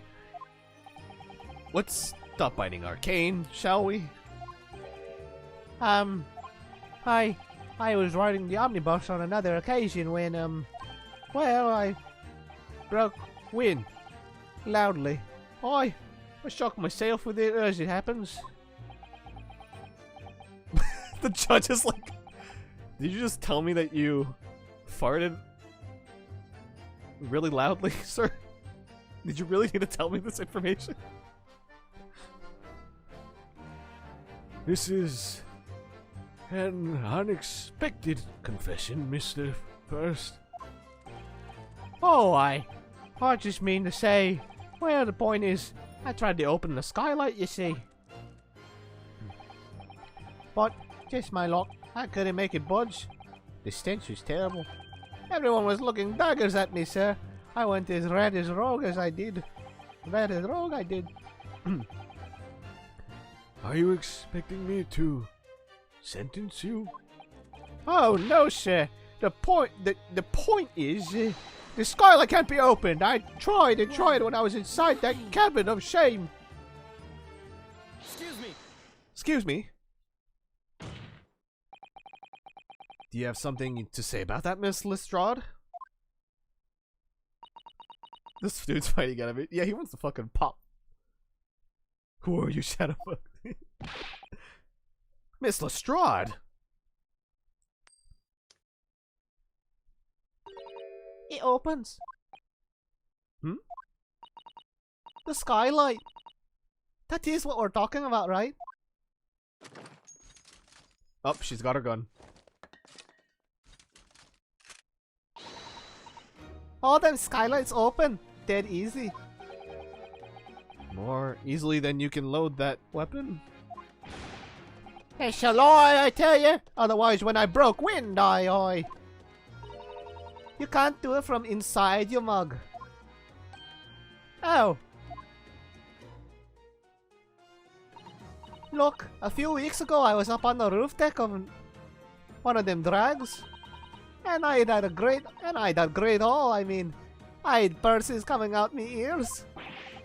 Miss Lestrade, this is not the forum to be eulogizing on the subject of your criminal activities. Well, anyway, I had a bit of a scare. When I did the last bloke's purse, he got eyes to me. All four of them surrounded me, so I couldn't off the bus. I couldn't off the bus and lag it. So what I did was I used the skylight, opened the catch, and jumped right through. What? Yeah, the catch for them skylights is on the top side. That's why you can't open them from inside the cabin. The skylight opens? From the roof deck? Bailiff, climb up onto the roof of the omnibus at once and verify this witness's claims. Yep, I was one step ahead. Good on that. Oh. Ah! Oh, me hat. Say.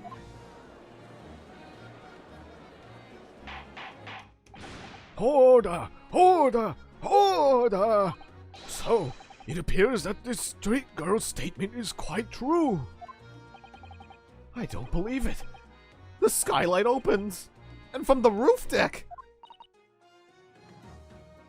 Oh, you know what would be fun? If I should probably try to use my reverb thing or something to like make it when he talks inside his head. Although I think I have to figure out what the gain I have to put onto it for is though, because it's usually whenever I turn on that filter, it's really loud. Mr. Naruhodo. This could be the clue we've been looking for. Well, counsel for the defense, please continue with your cross-examination. Yes, my lord. So, the skylight opens. Perhaps I should investigate for myself. Don't mind if I do.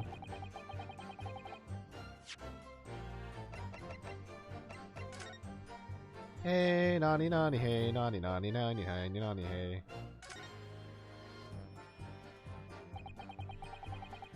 So, the skylight was fastened shut before. But now the catch has been undone. We should be able to open it. Ta-da! Oh, okay. And we have to expect it. You can certainly see inside the carriage through this opening, that's for sure. Yes, and there's a lamp in the enclosed cabin. So I'm sure the witnesses would have been able to see quite clearly. That's not good for us. Wait. Is that it? Is it just the same statement from earlier?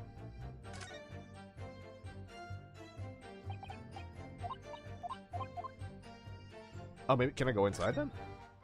For that check? Maybe? I like how we just keep casually going inside this cabin. Also, I think earlier, this bloodstain wasn't as pronounced, from what I remember. Like, I remember this velvet texture was, like, overlaid with, like, 90% opacity or something. I mean, with like, 10% opacity, so you could still see the stain, like, slightly from when you first go into the cabin. So it's kind of interesting that it, for some reason, it's more pronounced. Like, you could actually see the stain earlier, but it was just, like, barely visible compared to before.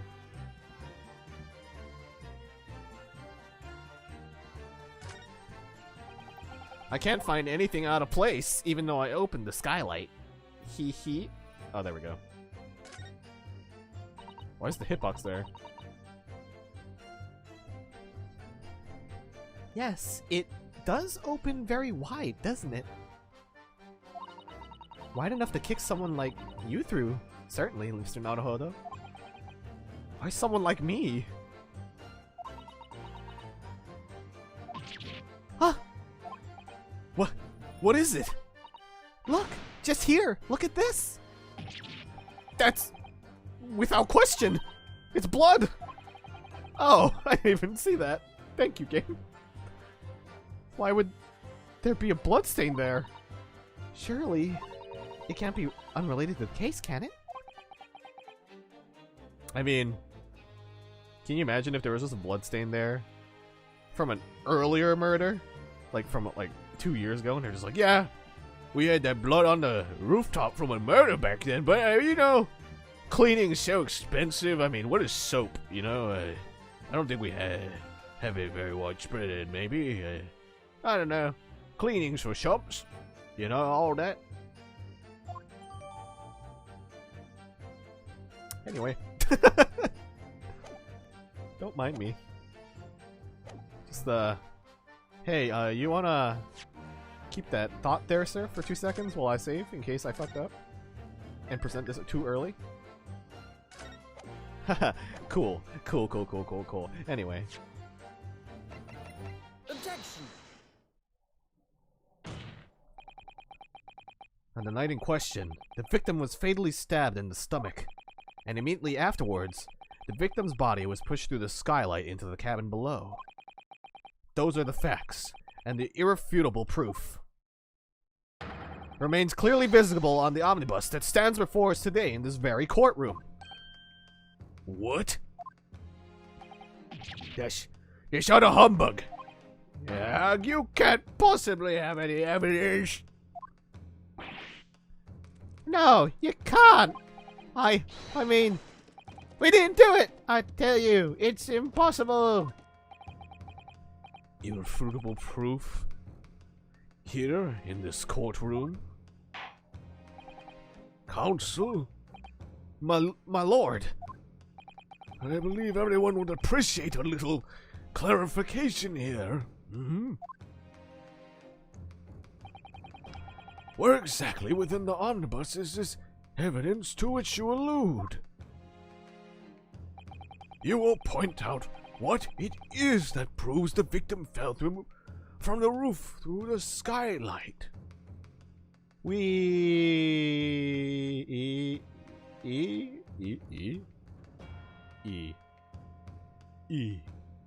Got it!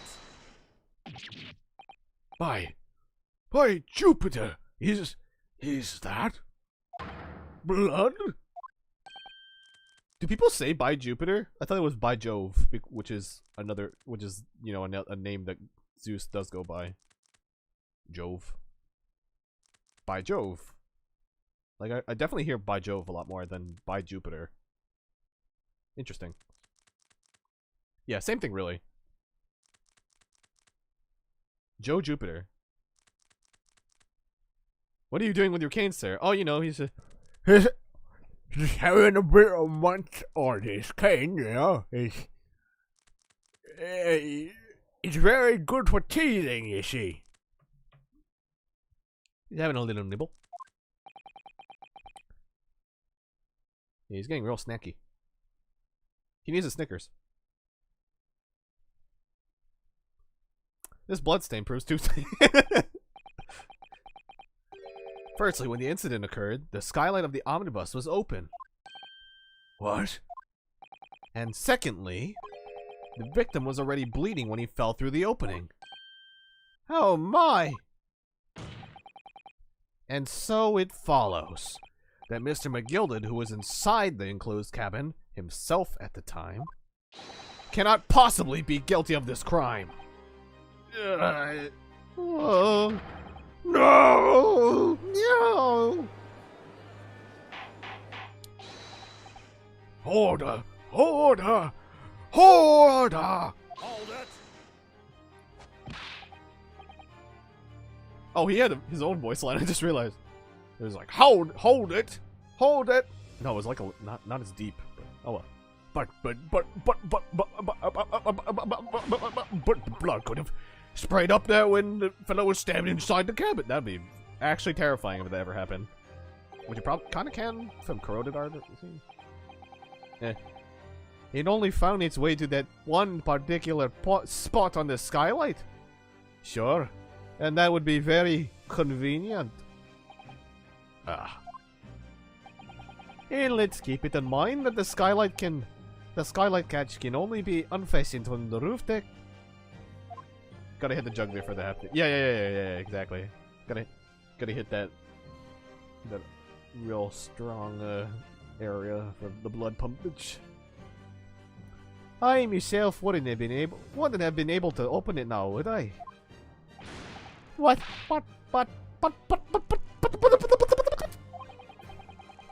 There's no way to know for certain, is there? If the gent really fell through the skylight, I mean.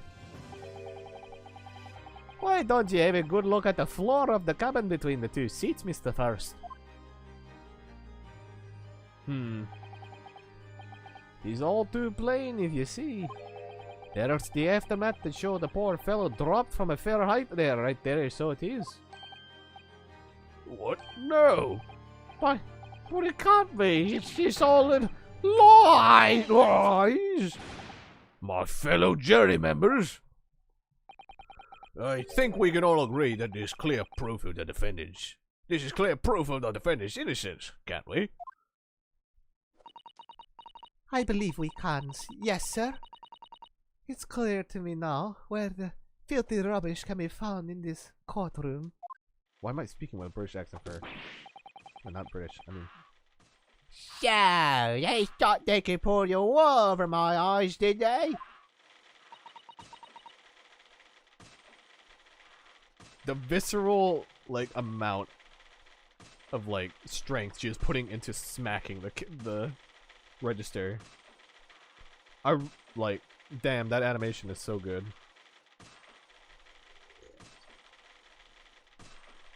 The accents, I'm so sorry, Oso. You have to deal with my accents. Journal of the Forest, the best. Just look at her go. She's fucking on crack. Even in the background, you just see her arm twitching out. Wish I was that typewriter, to be honest. I won't tolerate any of the girls' carriages being sullied with blood. I won't tolerate it. Oh, I always knew that nice gentleman who gave us that delightful park couldn't have done such a thing. On three, then. Everyone. 1, 2, 3. Objection! God damn it.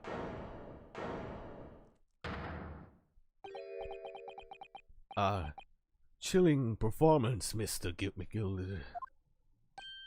Oh? And what would you be referring to here?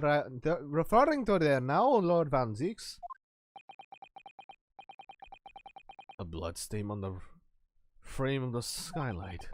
Such evidence is null and void. What? Why? Yeah, why? For one extremely simple reason. That smear of blood never existed. Objection! You gotta be fucking kidding me. What? What are you talking about?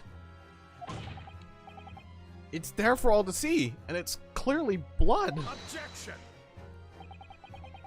I personally attended Scotland Yard's investigation of the omnibus. The officers involved went over the carriage with a fine-tooth comb.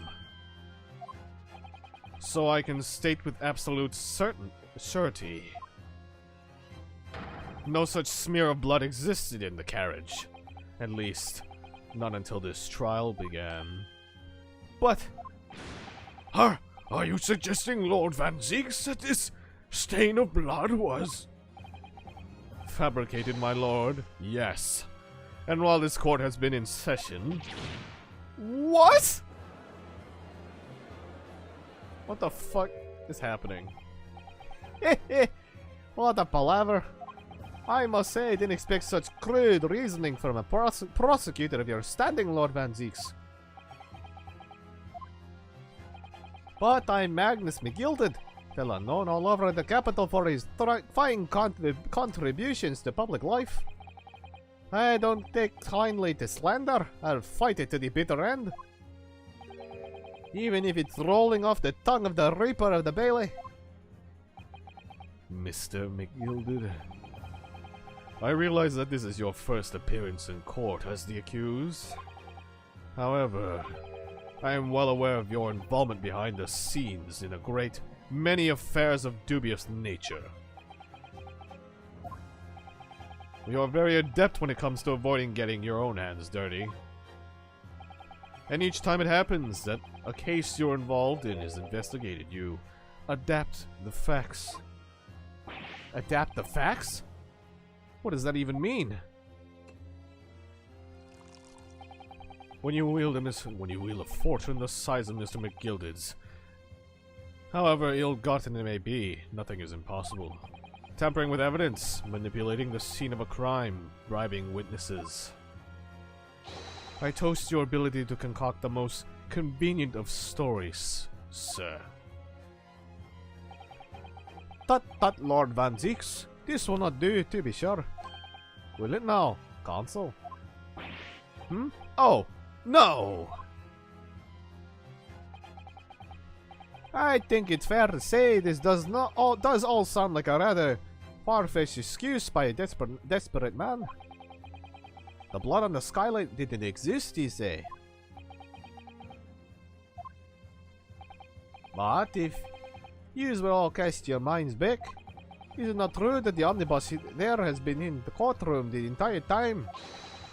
How could anyone possibly have put a smear of blood in it without the world and his wife seeing?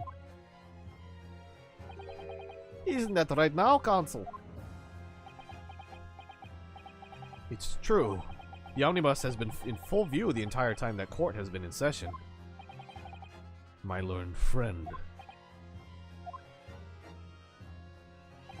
Here's to hearing your opinion on this matter, in your own words. As you wish. Could someone have tampered with the omnibus during this trial? If you're asking me, I think... Well, where this case is going, I'm just gonna say, yeah, probably.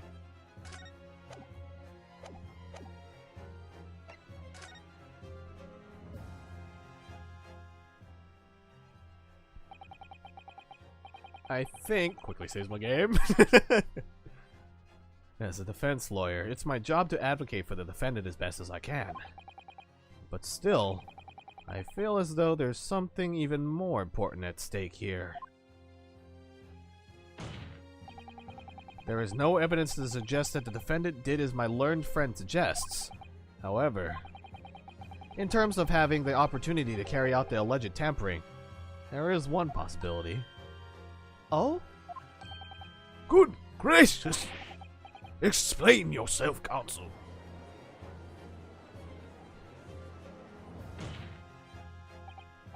Yes, there is. It seems my learned Nipponese friend has no intention of running from this deceit. Deceit? I'm sure everyone still remembers clearly the recess that we were forced to take. As a result of the smoke grenade fired by the witness, currently in the stand, Miss Gina Lestrade. Bang. And then shit happened. Cover your face. Bailiff, don't let the accused escape. Don't kill the omnibus. Emergency recess. Yeah, that's definitely how my flashback went. Exactly like that. With the voices and all.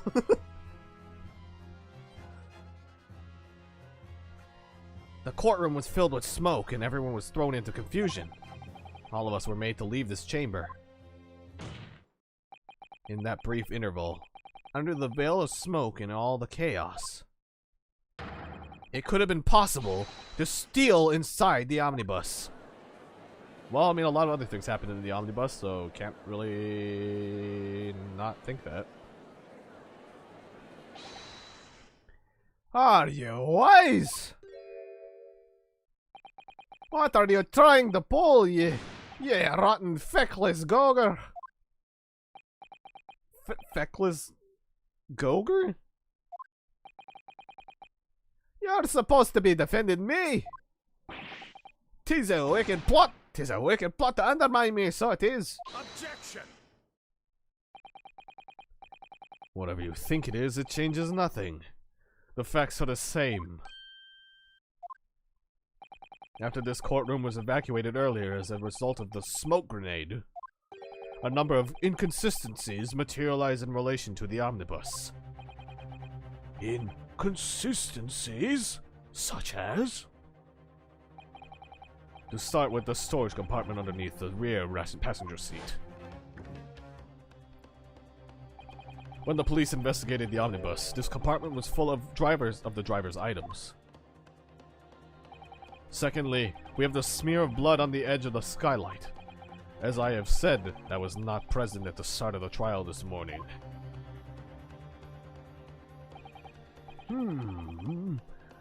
Unfortunately, Lord Van Zeeks, no one is able to corroborate your claims. That's true. Even though I did check it out earlier and absolutely noticed all the things he's actually mentioning right now, there was absolutely no one to verify this. Absolutely no one. Just no one at all. When the omnibus was first wheeled out, both the storage compartment and the skylight were shut. Accordingly, I'm afraid to say we cannot establish with any certainty if this evidence is the result of tampering or not. Indeed, my lord. No doubt there was not a single person who saw fit to verify such things. What do you think? Sorry? About the omnibus. Is there anything else unusual about the omnibus? I have an inkling. My lord. Yes, Counsel? There is one further inconsistency. A mark that surely could not have been present at the start of the trial. What? What in the devil's name are you going to say now? If you dare betray me, you little maggot, you better be start watching your back. Silence, McGilded. The court awaits the defense's clarification. This trial keeps swinging one way and then the other. I have no idea what's the truth and what's deception. What am I supposed to believe here? I shall have to ask you to elaborate, Counsel.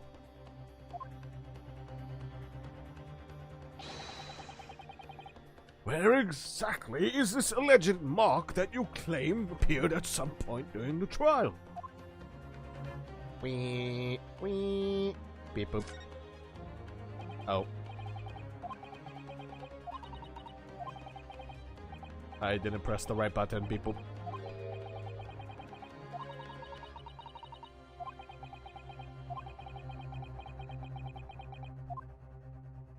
Got it!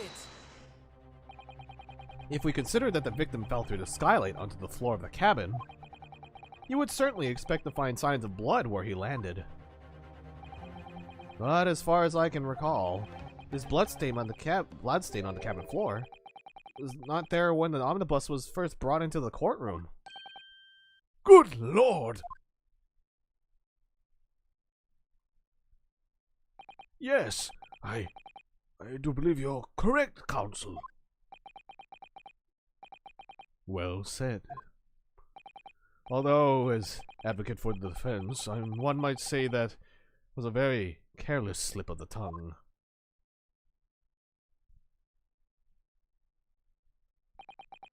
I believe that bloodstain on the floor is a decisive piece of evidence. But if the question is whether that evidence is genuine, or whether it was unlawfully fabricated by someone, I feel compelled to admit that there's at least a possibility that the evidence is fake.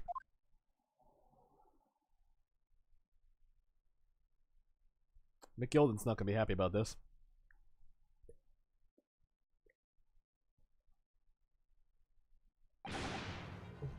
Arrgh! His trial is over. Mr. McGilden? I've done everything I possibly can to cooperate with court, but it's all over now. It is all over now. But you're the defendant. 'Tis over, I tell ye.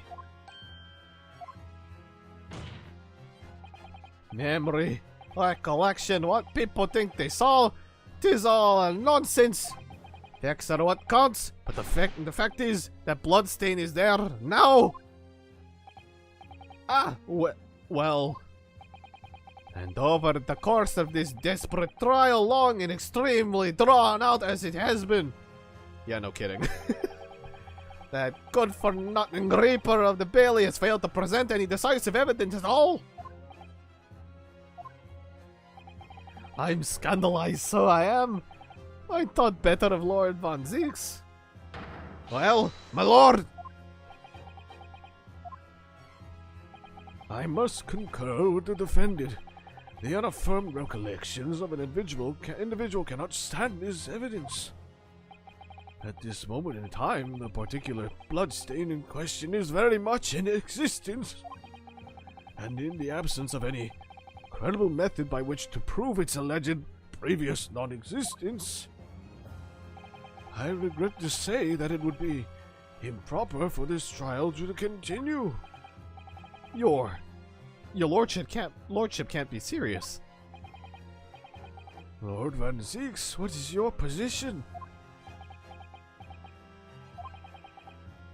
The prosecution, my lord, has no further witnesses or evidence to present. Very well. In that case, as I believe we have explored every possible avenue in this matter, I shall proceed to my adjudication. As a formality, I am, of course, obliged to confirm with the defense first. What? Formality? As things stand at the moment, it would seem that Mr. McGilden will be found not guilty. Yes. Which would mean we've won. Is that really the right outcome here? Is it really alright for the trial to come to an end now, with all these unexplained inconsistencies? Counsel for the defense, your closing statement, please.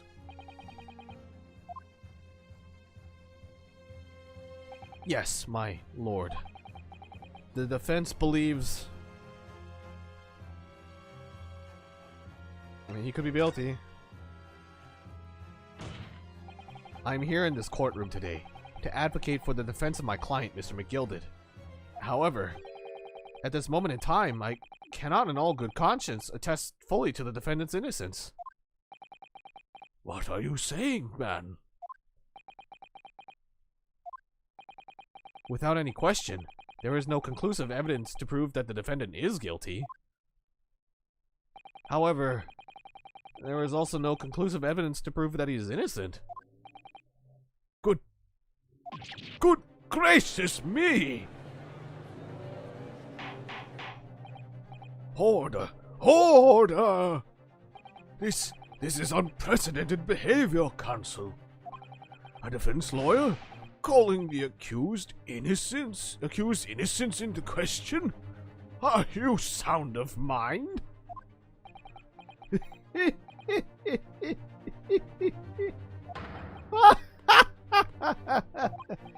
Oh, it was a grand decision to appoint you as my lawyer. So it was a grand decision. What? I must say I didn't expect quite such an exciting spectacle at the end there, but still. Here, have this for your troubles. Ah, Your job here is done, fella. And some fine work you've done here. Done, so you have. what do you mean? This just is the right honorable gentleman so succinctly put it before. The trial can't go on anymore. And your closing statement there was, did he put it now? Nothing more than a formality.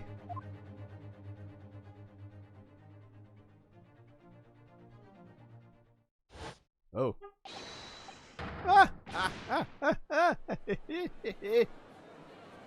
Oh gosh.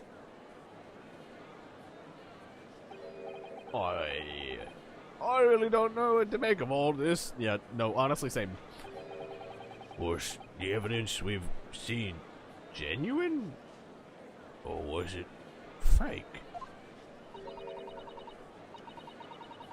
My lordship would be fuming. Any unsightly rubbish should be disposed of promptly, as I said.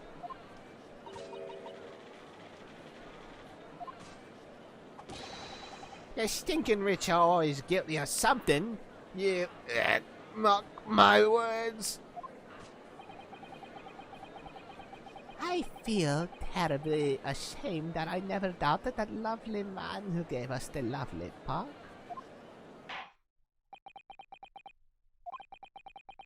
Now that proceedings have unfolded in this way, I am compelled to declare a premature end to this trial. Furthermore, the court must accept the defendant's plea.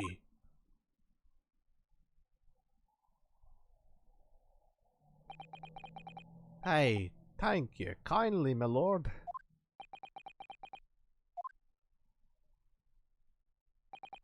I hereby pronounce the verdict of this court. Objection! But we still haven't determined if the blood stain in the omnibus is genuine or not. We don't know if these witnesses are telling the truth or a pack of lies. We have no idea about the truth. Lord Van Zieks, my lord, the case made by the prosecution was flawed, plain and simple. If indeed the omnibus presented as evidence was tampered with, the prosecution is at fault for allowing such a disgraceful perversion of justice to take place. My sincerest apologies, my lord. Objection! But, wait! When we were evacuated from the courtroom, Lord Van Zieks ordered the evidence to be secured. I'm afraid the prosecution cannot shun responsibility in this matter. That's so unfair. The culpability of the defendant has not, at the present time, been established by this court. Consequently, The jury will not be required to prefer judgment. What? What? Well, Lord Van Zeeks, it's been a pleasure, so it has. As for you, my dear fella, I couldn't have asked for a better defense. Do you mean to tell me this has all been a grand waste of time? It is the law of the land, my good man. If you'd like to pursue this matter further, you can always go ahead and try to change the law. Magnus McGilded. Good grief, you've more to say to me, have you? Just one thing. A warning. This is far from over. Well, something to be looking forward to then, yeah?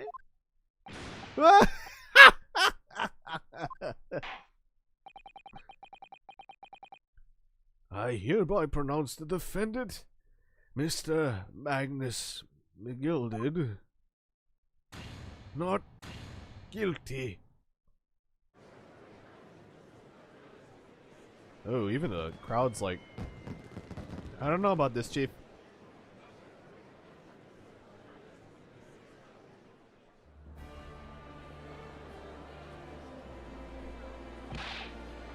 I can't believe it.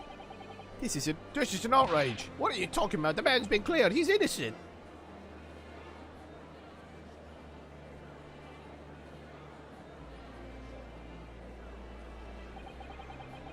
With the courtroom in pandemonium for the second time that day, the judge delivered his verdict. My first ever trial in Great Britain came to an abrupt end. With the defendant being found not guilty, ostensibly a victory for us. Fucking what? Really?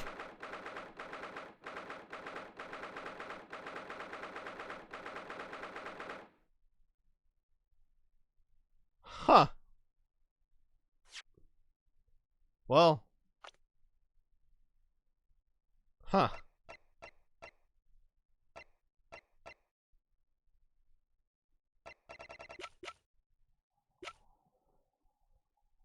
Well, she's gonna come up again, and so are you.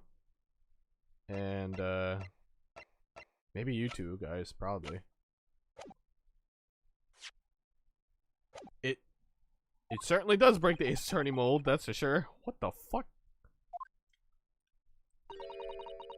That certainly was a long trial. Yeah, no kidding, it was almost 5 hours.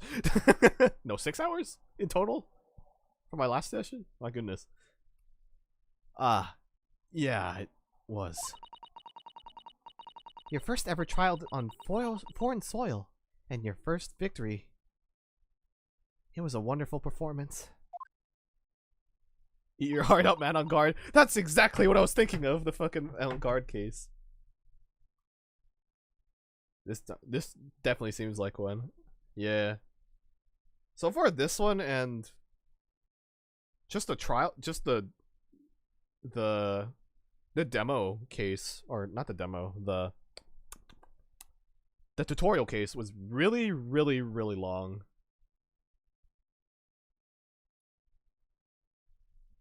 For me, the one with April, May, or the big top one are pretty draggy. Oh, the red white one and the big top. Yeah, the tutorial was like 3 parts, I think, technically. And I played that all in one session and I died. So I'm not gonna do one session of the whole thing ever again. It's the longest tutorial in the entire series. Yeah, it really is, huh? Tired of that fucking clown, man. You mean you don't like old Mo? Haha!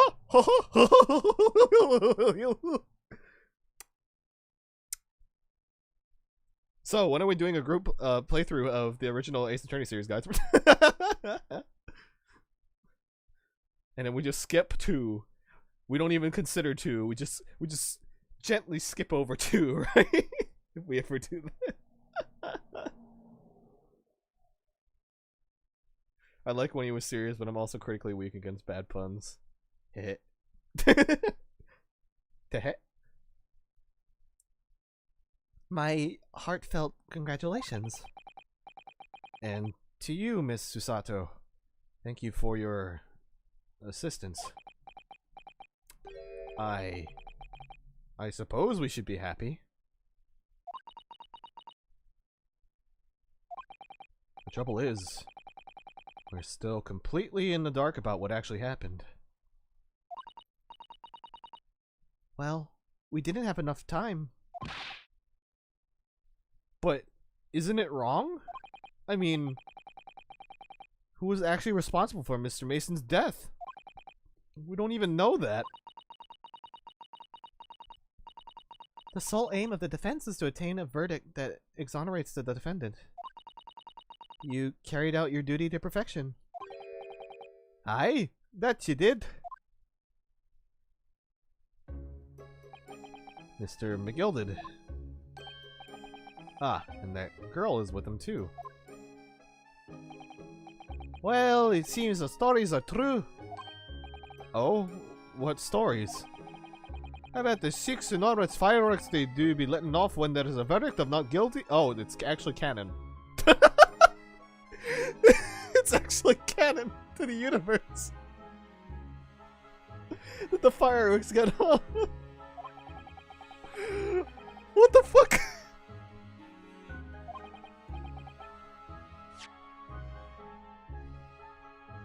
I'm sure yous must have seen them now. Spectacular, wouldn't you say? I heard it was a sight to behold, and sure it was. And I've got you, and I've you to thank, I suppose, for having the opportunity to see it.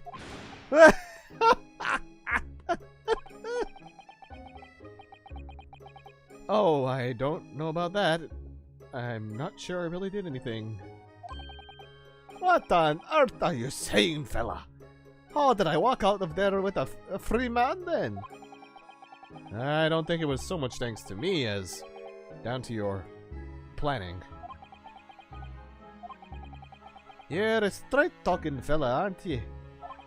I must say you had me astray in the head there once or twice. But you're young and headstrong. Just this water under the bridge.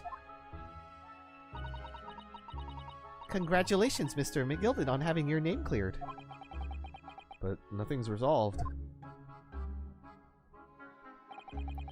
There's only one thing that matters to me. Oh? Aye. They've all seen that I didn't do the odious and obstinate deed. It's grand, is it not? I suppose it is. Now, the fine fellas of Scotland Yard can take matters in hand and sort out any wee details. They'll see it for what it is. They'll get to the truth.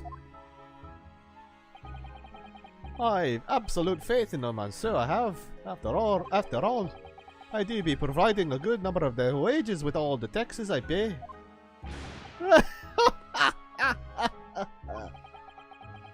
It's not that funny. So then, as we agreed for aforehand, 1,000 guineas for your troubles, fella. Oh, no, I couldn't possibly accept that much. Aye, Araby West. Oh, Araby West. You're a humble people, are you? You from the east? Well, if you insist. But have this. Still in all, you deserve a reward. Mr. Magnus McGilded. Everything is ready, sir. Or if you'd like to follow me into the courtroom. Into the courtroom? What's this, officer? Oh, what? Oh, I went British. What's this, officer? Tis sooner than I was led to believe. I hope it's not inconvenient, sir. There were some changes to the schedule. Well, I must be making tracks now. Tis time for the inspection. Sorry? What inspection? They are going to examine the omnibus again, so I'm told. I asked if I could be present for it myself. They're going to examine it again? Now? Naturally, I'm under no obligation to take part in any more of this matter now. But as an upstanding member of London society, I do be doing my best to help where I can. It is a gentleman's duty, so it is. So then, fare thee well. 'Twas an absolute pleasure meeting yous. I hope you have a whale of a time while you're studying here in Great Britain. And there he goes. The free man. Oh, you. Oh, I forgot she was here too. Me too. Oh. Wow, there she goes again. Don't move. Whereas I want to say, get a move on! She really does take forever to load that thing. Miss Lestrade, would you mind putting that thing down? You're a grown-up. What? Sorry? And I ain't called grown-ups. Ah, there you are? Oh god. Oh god, how do I... Naughty, naughty. Running off like that. Running off like that. Is this some kind of picnic? Who's this little girl now? And taking that with you as well. I was looking forward to the trial run of my experimental smoke grenade launcher. Huh?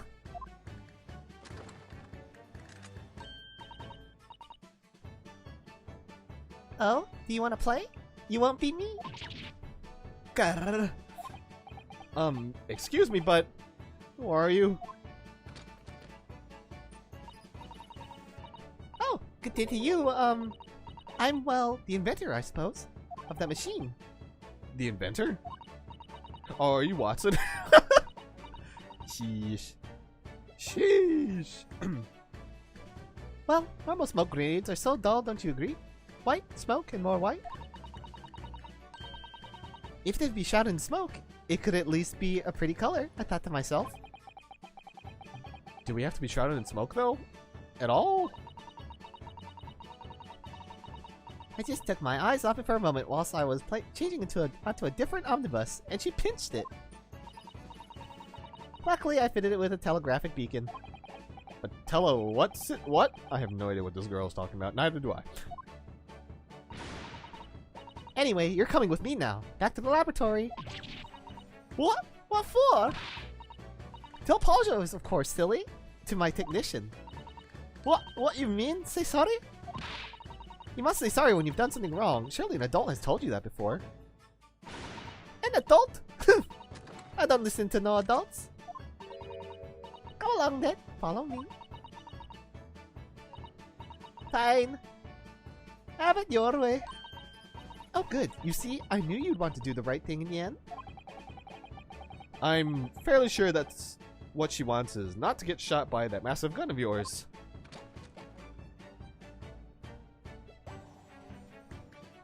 This is a fun theme. Well, we'll be leaving now then. Bye-bye. I'm so sorry for all the fuss.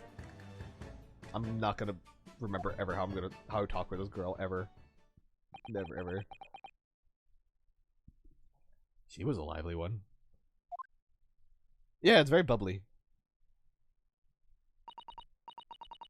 Well, do you think perhaps we ought to be on our way now too? Yes, you're right, but where to? Oh! We haven't had time to find a place to stay. No sooner we arrived in London, we had to rush here. Rinosuke, we have to talk to the guy that we talked to. We have to talk to the Chief Justice. Jove Justice. Apollo Justice. It's all connected.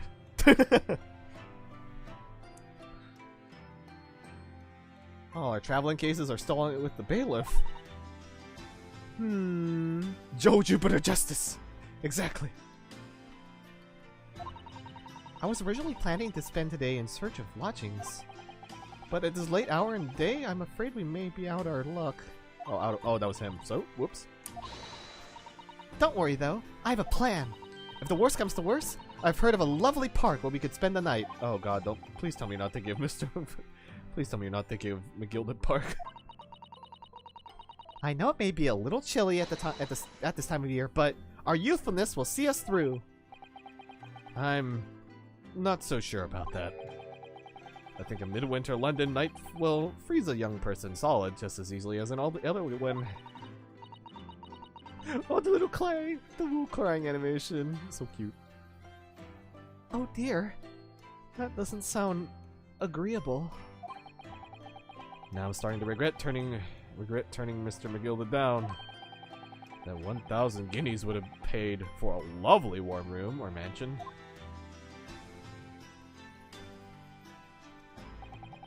And so, the trial to determine my worthiness for the study tour was over by the end of our first day in London. And we didn't go back to the Chief Justice because for some reason. However, as we were soon to learn, there were more trying times ahead. Just as the Reaper of the Bailey had warned, the case was far from over. Ooh.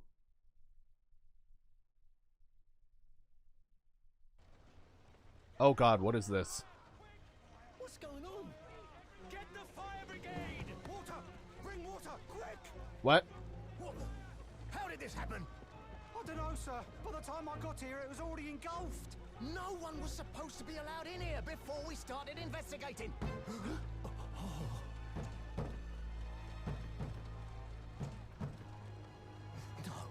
Oh, good God.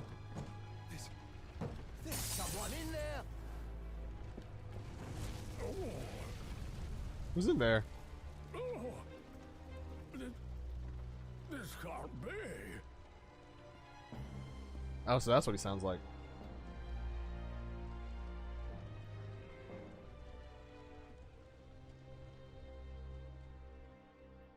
What? What? What? What? What? Awarded the Realm of the Reaper.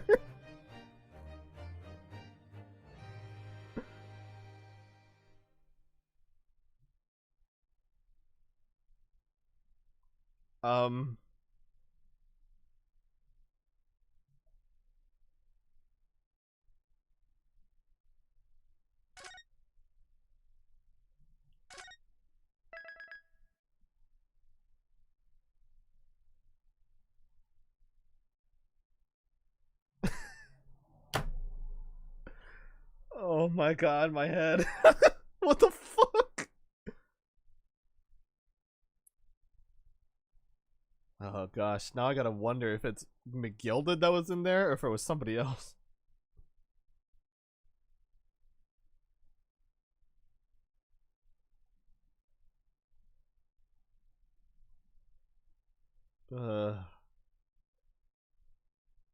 I think I need to give my brain a rest of that. My God.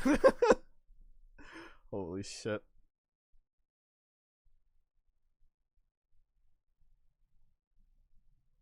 Yeah, so I think we're gonna break for tonight, and yeah, I'll continue this next week. It'll be like continuing a TV show that you really like, you know? Oh my God. Oh, that's definitely a way to end the case. The fuck? Investigation Part 1? What the fuck? This is... Holy fuck. Thank you so much, love, mama. Yeah, that's a really good cliffhanger. Shit. Thanks for the stream. Yeah, no problem, Arudorin. Thank you for coming. My mind is broken now. Also today, I actually ate something before I started streaming this time because normally I start streaming for my time, which is like around 7, even though it's like 10 Pt.2. But yeah, today I ate something, so it was a little bit easier. So my voice is actually doing a lot better today. But my mind has been McGilded, I have to say. I don't know if I'm gonna be able to recover right away. I gotta have to take a break of at least a week, you know? Yeah, it's gonna be quite exciting, I think, next week. Oh gosh. Talking like that does weird things to my mouth. Mind it, yeah? Do you mind? Do you mind or are you minded? I tell you what.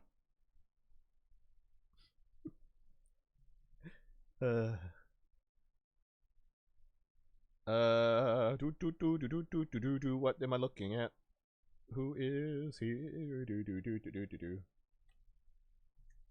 Let me do the thing where I look for a person who's alive at this time of night.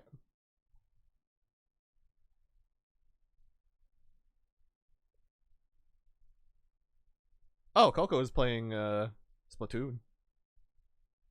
Let's go raid Coco.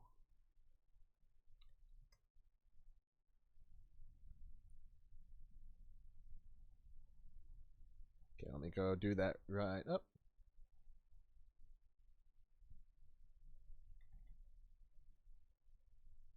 Coco no.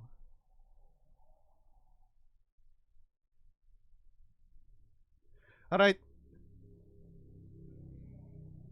Thank you all so very much for coming this week for Ace Attorney Adventure.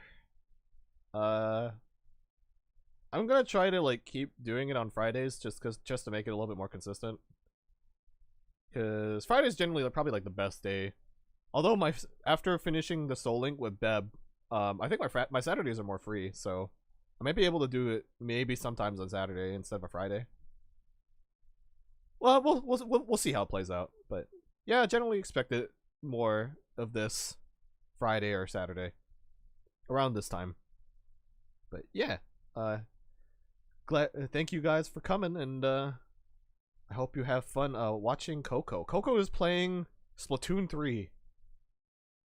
So if you guys are into Splatoon, and it's gonna be right up your alley. I think he's actually playing with, I think Coco's playing with JJ actually.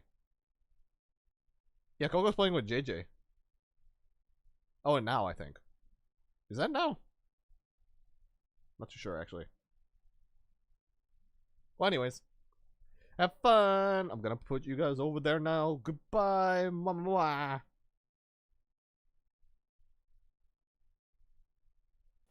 Yeah, you have to wait until, like, not really endgame, but when you're high enough rank and you can, like, roll for skills and, like, yeah. You Jabban Dragon rated me. Hello, everyone. How are you? Fine, thank you. Hello, I've got JJ and now with me. Hello, how was your Ace Attorney? He was playing Ace Attorney, but like the new one, the British one. Yeah, the British one. With what is he called? He's like called like Herlock Sholmes or something. Oh, that one! Yeah. Yeah. Herlock Sholmes. Yeah.